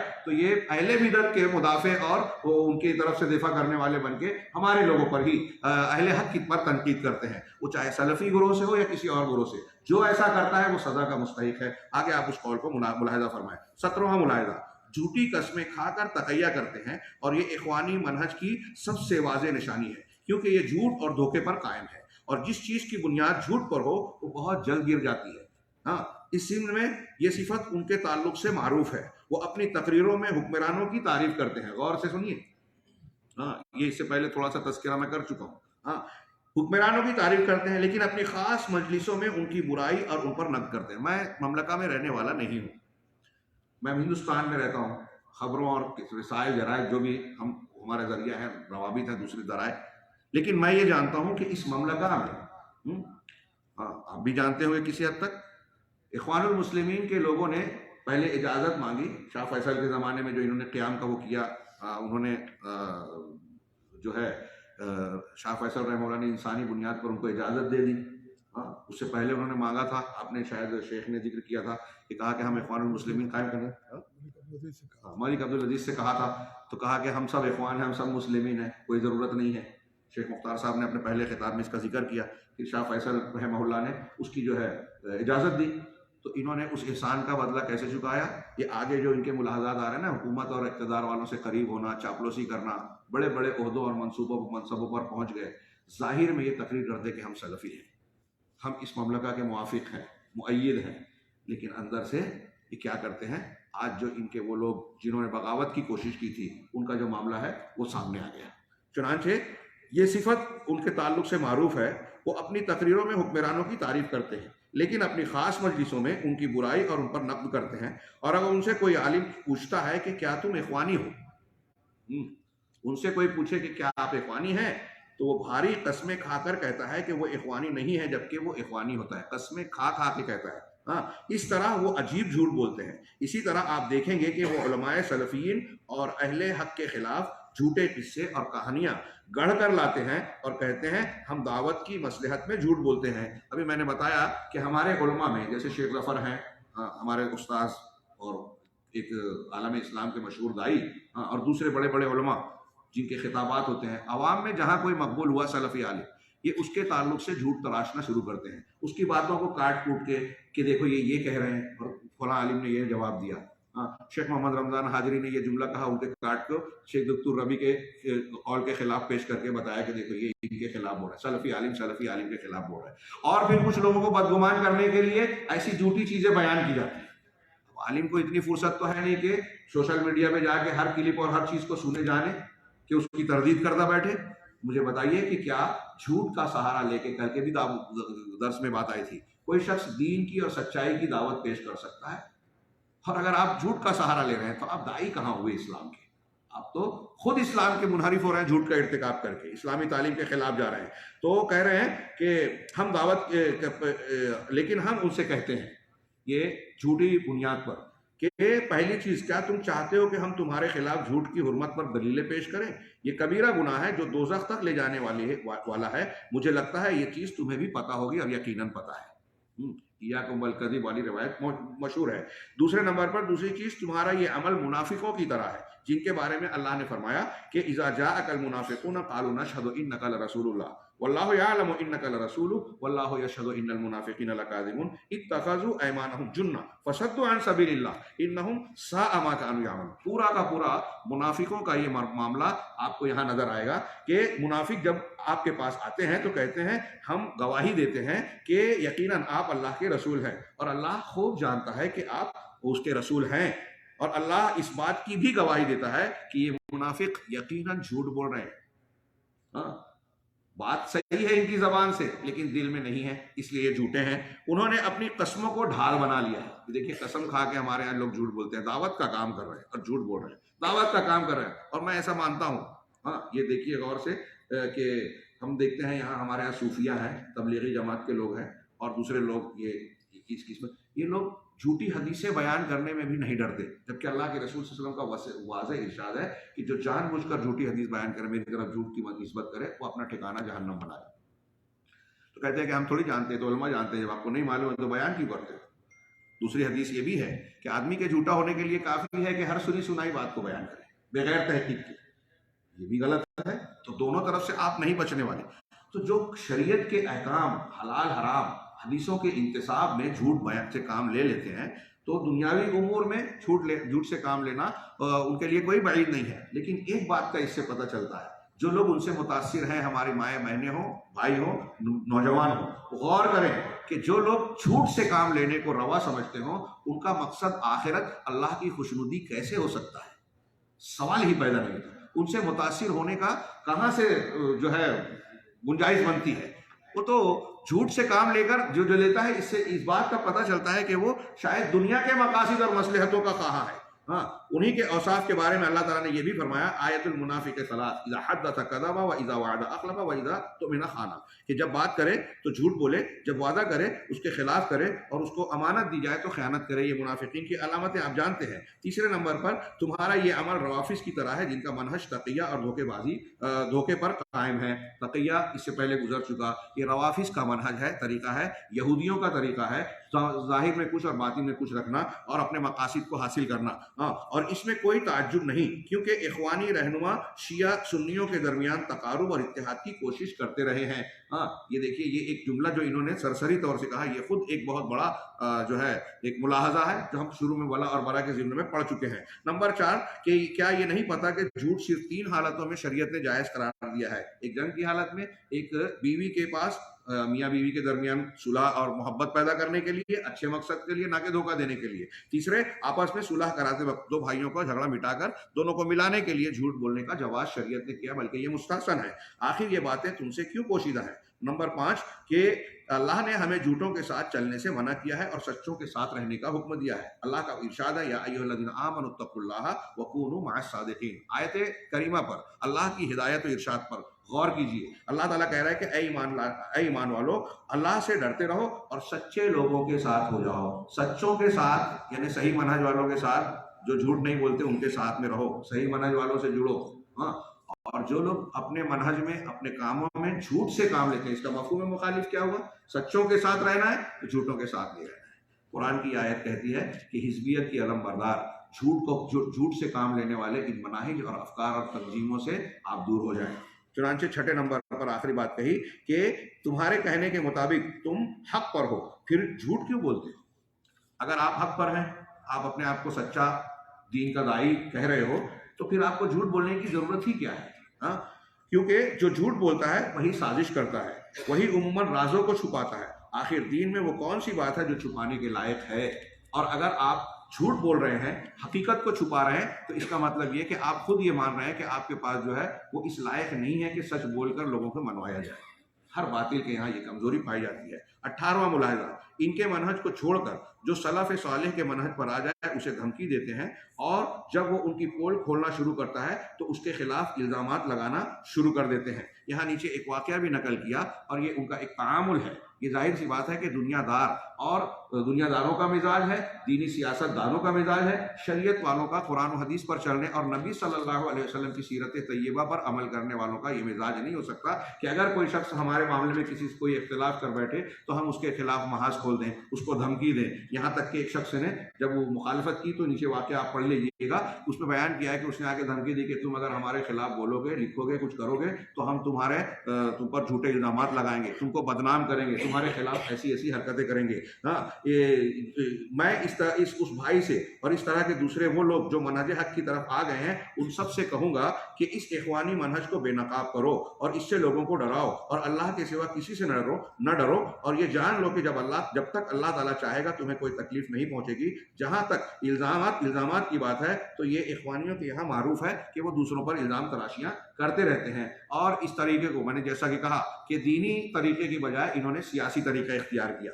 जमात के अंदर 19वां मुलाहिजा, जमात के अंदर वहमी मनासिब की तकसीम करना, किसी मुक्तदी और किसी को मुक्तदी, किसी को मुतकद्दिम कहना, किसी को सदर, किसी को अमीर मानना, और ये सब कुछ ऐसे मुल्कों में जहां अल्लाह की शरीयत और उसके हुदूद का निफाज होता है, और उनके ये मनासिब फौजियों की तरह होते हैं कि जिस तरह उनका मनसब ऊपर जाता है उसी कदर ये जमात के राजों से वाकिफ होते हैं। ये उनका दीनी ढांचा नहीं है, बल्कि दुनियावी अंदाज का है, जो आप यहूद में, नसारा में, गैर मुस्लिमों में पाएंगे, उस तरह का ढांचा इन्होंने तैयार कर रखा। अहमद रबी अब्दुल हमीद ने अपनी किताब के अंदर कहा कि इखवानियों के यहाँ फैमिली निज़ाम अहम तरबियती निज़ाम पर कायम है।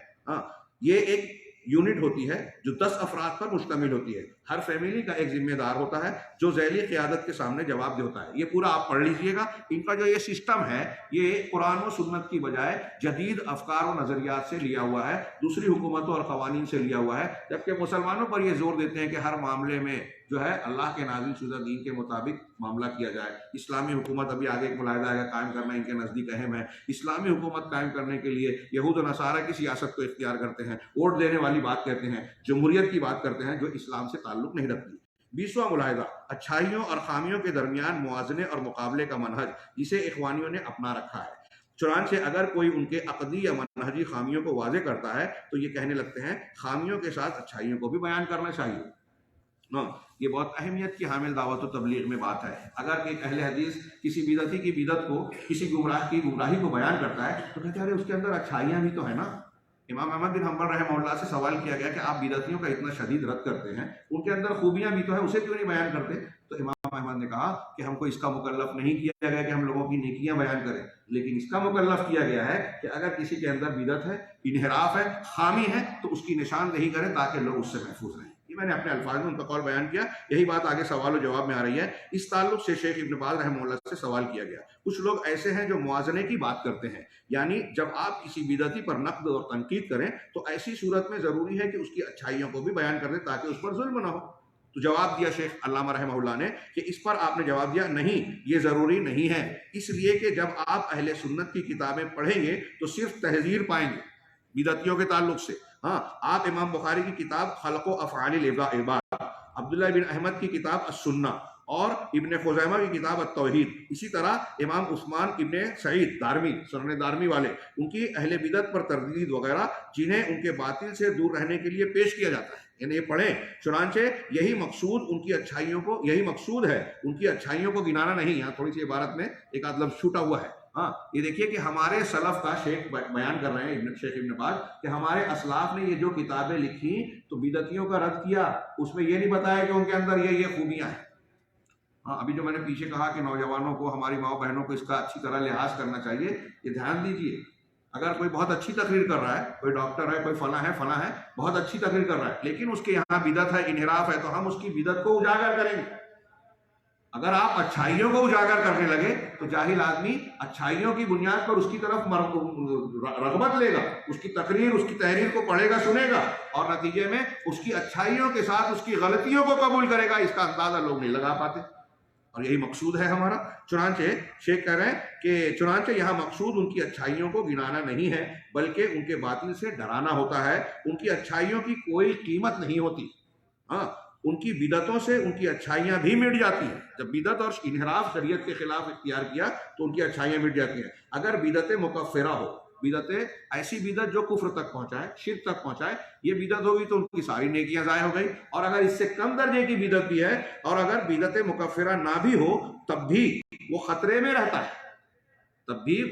رہتا ہے، اور اگر آپ اس کی تعریف کرو گے تو دوسرے بھی خطرے میں آ جاتے ہیں. اس لیے یہاں مقصود خامیوں کو بیان کرنا ہوتا ہے. اس لیے شیخ کی بات پر عمل کرو اور باطل میں اڑے مت رہو. یہاں شیخ نے اتنا ہی لکھا، جبکہ میں ایسا سمجھتا ہوں کہ اس سلسلے میں اگر آپ سلف کے اقوال پر صرف غور کرو گے، صحابہ، تابعین، تابعین، محدثین اس سلسلے میں بہت سختی برتتے تھے کہ اگر آپ کے اندر امام عبداللہ بن زبیر حمیدی، امام بخاری کے استاذ، ان کا ایک قول بیان کر کے اگلے ملاحظے میں جاتے ہیں. وہ کہتے ہیں کہ کفار و مشرکین سے جہاد کرنے سے زیادہ اہم اور افضل جہاد بدعتیوں سے جہاد کرنا ہے. وجہ انہوں نے بیان کی، اس لیے کہ کفار و مشرکین کو اگر تسلط حاصل ہو جائے ہم پر تو وہ دین میں تبدیلی نہیں کریں گے، دین کو خراب نہیں کریں گے براہ راست. اور اگر وہ کوشش کریں گے تو مسلمان چوکن ہو جائے گا، کافر ہے، ہمارے دین میں مداخلت کر رہا ہے. لیکن اگر بدعتی کو قوت مل جائے، آپ دیکھ لیجئے بدعتی ملکوں میں، تو یہ بدعتوں کی سرپرستی کر کے بدعتوں کو اسلام بنا دیں گے. ترکی، ایران اور ایسے مقامات پر آپ دیکھیے تصوف کو، بدعات، خرافات کو، رافضیت کو جس طرح حکومت کی سرپرستی حاصل ہے اور فروغ مل رہا ہے، اس کا یہ نتیجہ ہے ہمارے اخوانیوں پر اس کے اثرات ہیں.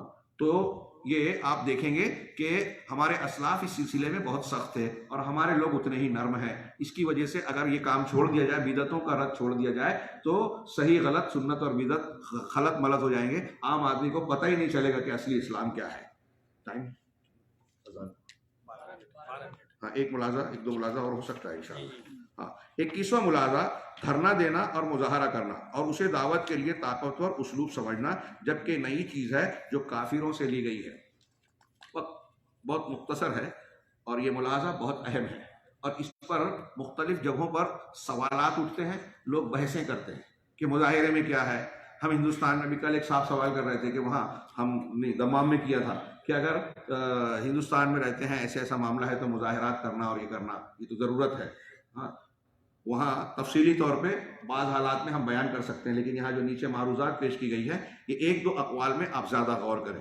اس پر باقاعدہ عرب علماء نے، آج بہت سارے علماء نے کتابیں، کتابچے لکھے ہیں، رسالے لکھے ہیں اور سوال و جواب میں اس کا جواب دیا، جس میں سے ایک جواب یہاں منقول ہے شیخ ابن باز کا۔ شیخ ابن باز رحمہ اللہ اس خطرے کو واضح کرتے ہوئے بیان کرتے ہیں کہ مظاہرے خواہ عورتوں کے ہوں یا مردوں کے، ان سے کچھ علاج ہونے والا نہیں ہے، ان سے صرف شرور و فتن کے دروازے کھلیں گے، کسی پر ظلم ہوگا تو کسی پر ناحق زیادتی ہوگی، ایسے مواقع پر شرعی اسباب اپنانا چاہیے۔ علامہ ابن باز کا یہ جو دو جملہ ہے، سعودی عرب میں رہتے ہوئے ہمارے امام ابن باز رحمہ اللہ جو نابینا تھے، اتنی پتے کی، اتنی گہری، اتنی زبردست بات کہی جو آج آپ پورے دنیا میں مشاہدہ کر سکتے ہیں، اور اچھے اچھے دانشور جو دانشور بنتے ہیں وہ اس حماقت میں مبتلا نظر آتے ہیں۔ ہاں، ان کے یہاں بھی مظاہرے ہیں، چیخ پکار، آپ دیکھیے ہندوستان میں خاص طور سے مظاہروں سے مسلمانوں کو نقصان ہی پہنچا ہے۔ آپ مظاہرہ نکالیں، ایک پتھر آیا، فساد ہو گیا، نقصان کس کا ہوا؟ مرے بھی یہ، زخمی ہوئے یہ، ان کی جائیدادوں کو برباد کیا گیا، دکانوں کو جلایا گیا، اور پھر جو دوسرے معاملات ہوئے وہ الگ نقصانات، پھر الزام بھی انہیں پہ کہ انہوں نے شروع کیا۔ اور یہ دوسروں کا آسان سا طریقہ ہے کہ جہاں جلوس جلسے مظاہرے ہوں وہاں آسانی سے بھیڑ کو آپ کنٹرول نہیں کر سکتے، اور یہ شرعی طریقہ نہیں ہے۔ شیخ آگے کہتے ہیں کہ ایسے مواقع پر شرعی اسباب اپنانا چاہیے جو شریعت نے ہم کو بتایا ہے۔ وہ کیا ہے؟ جیسے خط و کتابت اور نصیحت، بہتر طریقے سے خیر کی طرف بلانا، قانونی لڑائی لڑی جائے، خط و کتابت کی جائے، میمورنڈم دیا جائے، اخبارات کا استعمال کیا جائے، میڈیا اور بہت سارے دوسرے ایسی چیزیں ہیں، اور یہ ساری چیزیں مسلمانوں میں ارباب حل و عقد کو کرنا چاہیے۔ عوام کا یہ سب کام نہیں ہے، عام آدمی کا کام نہیں ہے، لیکن اخوانی منہج نے حکومت اور سیاست کو اختیار کر کے یہود و نصارہ کا جو طریقہ عام کیا، ساری چیزوں کو عام آدمی کے ہاتھ میں۔ قاضی سزا نافذ کرنے والا کام قاضی کا ہے۔ ایک آدمی اگر کافر ہے، چوری کی ہے، زنا کیا ہے، تو کون حد قائم کرے گا؟ عام آدمی۔ کہ بھائی میں کسی کے اگر یہ عام آدمیوں کو یہ تلوار دے دی جائے کہ آپ بھی چور کا ہاتھ کاٹ سکتے ہو یا کسی کو مار سکتے ہو، مرتد ہو گیا، تو کیا نتیجہ نکلے گا؟ میری کسی سے دشمنی ہو، میں مارنا چاہتا ہوں، میں نے اس کو قتل کر دیا اور پھر یہ سبمٹ کر دیا بیان کہ وہ مرتد ہو گیا تھا، چھوٹ جاؤں گا میں؟ قتل عام کو جواز اور لائسنس مل جائے گا۔ تو یہ کام حکومت اور نظام کا ہے، لہذا جو نظام کا کام ہے اسے کرنا چاہیے۔ ایسے ہی اس معاملے میں بھی سیاسی امور میں عوام کو گھسیٹنا اولاً یہی ایک فساد کا راستہ کھولنا ہے، چنانچہ یہ شرعی اسباب کو اختیار کرنا چاہیے، یہی اہل علم کا شیوا ہے۔ اسی پر صحابہ اور تابعین عمل کرتے تھے کہ وہ سیدھا حاکم سے مل کر بات کرتے تھے، اس کو نصیحت کرتے تھے یا اس سے خط و کتابت کرتے تھے، نہ کہ ممبروں پر تشہیر کرتے۔ حجاج بن یوسف اور دوسرے بہت سے لوگوں کی ہم نے مثال دی، اور تاریخ میں جب کسی نے یہ آج کے مظاہرات کی طرح خروج کا، خارجیوں کا طریقہ اختیار کیا، فساد پھیلا، قتل عام ہوا، جانوں کا، مالوں کا نقصان ہوا۔ تو اس طریقے میں نقصان ہی نقصان ہے، مسائل کا حل نہیں ہے، جو شیخ ابن باز کے پہلے جملے میں ہے۔ شیخ ابن باز رحمہ اللہ دعوت کے بہترین اسلوب اور فاسد اسلوب پر گفتگو کرتے ہوئے کہتے ہیں کہ اچھا اسلوب قبول حق کے لیے بہتر ہوتا ہے، جبکہ برا اسلوب حق کے نہ قبول کرنے کا، فتنوں کے ابھارنے اور ظلم و زیادتی کا سبب ہوتا ہے، اور یہ سب چیزیں ہم مظاہروں میں دیکھتے ہیں۔ دعوت کے میدان میں یہ بہت برا ہے، اس سے کبھی اصلاح نہیں ہو سکتی۔ صحیح طریقہ زیارت اور خط و کتابت ہے کہ اسی طریقے سے حاکم، امیر، شیخ قبیلہ کو نصیحت کی جائے، نہ کہ تشدد اور مظاہروں کے ذریعے۔ نبی پاک صلی اللہ علیہ وسلم ملک مکہ کے اندر 13 سال تھے، مگر کبھی بھی مظاہرہ نہیں کیا یا مظاہروں کا کوئی راستہ اختیار نہیں کیا، اور نہ ہی کسی کو دھمکی دی، نہ ہی کسی کو قتل کیا، اور نہ ہی کسی کے مال کو کبھی نقصان پہنچایا۔ ہمارے لیے اللہ کے رسول کی ذات میں نمونہ ہے، کیونکہ یہ اسلوب دعوت اور داعیوں کو نقصان پہنچائے گا، دعوت کے کاموں میں رکاوٹ ہوگی، رعایا اور حکام کے درمیان دشمنی ہوگی۔ اس لیے دعات کو چاہیے کہ وہ انبیاء اور رسول کا طریقہ اپنائیں، اگرچہ اس میں وقت لگے۔ یہ طریقہ اس عمل سے بہتر ہے جس سے دعوت کو نقصان پہنچے یا دعات کو تنگ کیا جائے۔ اس میں وقت لگے لیکن تھوڑی اصلاح ہو، یہ مفید ہے اس سے کہ جس میں آپ جلدی چاہتے ہیں لیکن اصلاح کی بجائے اور نقصان ہو جائے۔ لہذا شیخ کی بات پر عمل کرو اور ان باغیوں، انقلابیوں کی باتوں سے دھوکہ نہ کھاؤ۔ میں اس پر تعلیق چڑھاؤں گا کہ شیخ کی باتیں کیا؟ قرآن و سنت کی باتوں پر جو شیخ نے پیش کی، قرآن و سنت اور شریعت کی یہ باتیں ہیں، اسلام کی سیدھی صاف ستھری تعلیمات۔ یہاں ہڑبونگ نہیں ہے، ہنگامہ آرائی نہیں ہے، یہ ساری چیزیں اجنبی خیالات، افکار اور سیاسی نظام سے مستعار لی گئی ہیں، لہذا ان سے ہوشیار رہنا چاہیے۔ انشاءاللہ نماز کا وقت ہو رہا ہے، ہم لوگ اس پر اکتفا کرتے ہوئے یہ 22ویں ملاحظے سے نماز کے بعد والی مجلس میں گفتگو کریں گے. اللہ تعالی ہمیں خیر کی توفیق دے. وآخر دعوانا الحمدللہ صلی اللہ علیہ وسلم.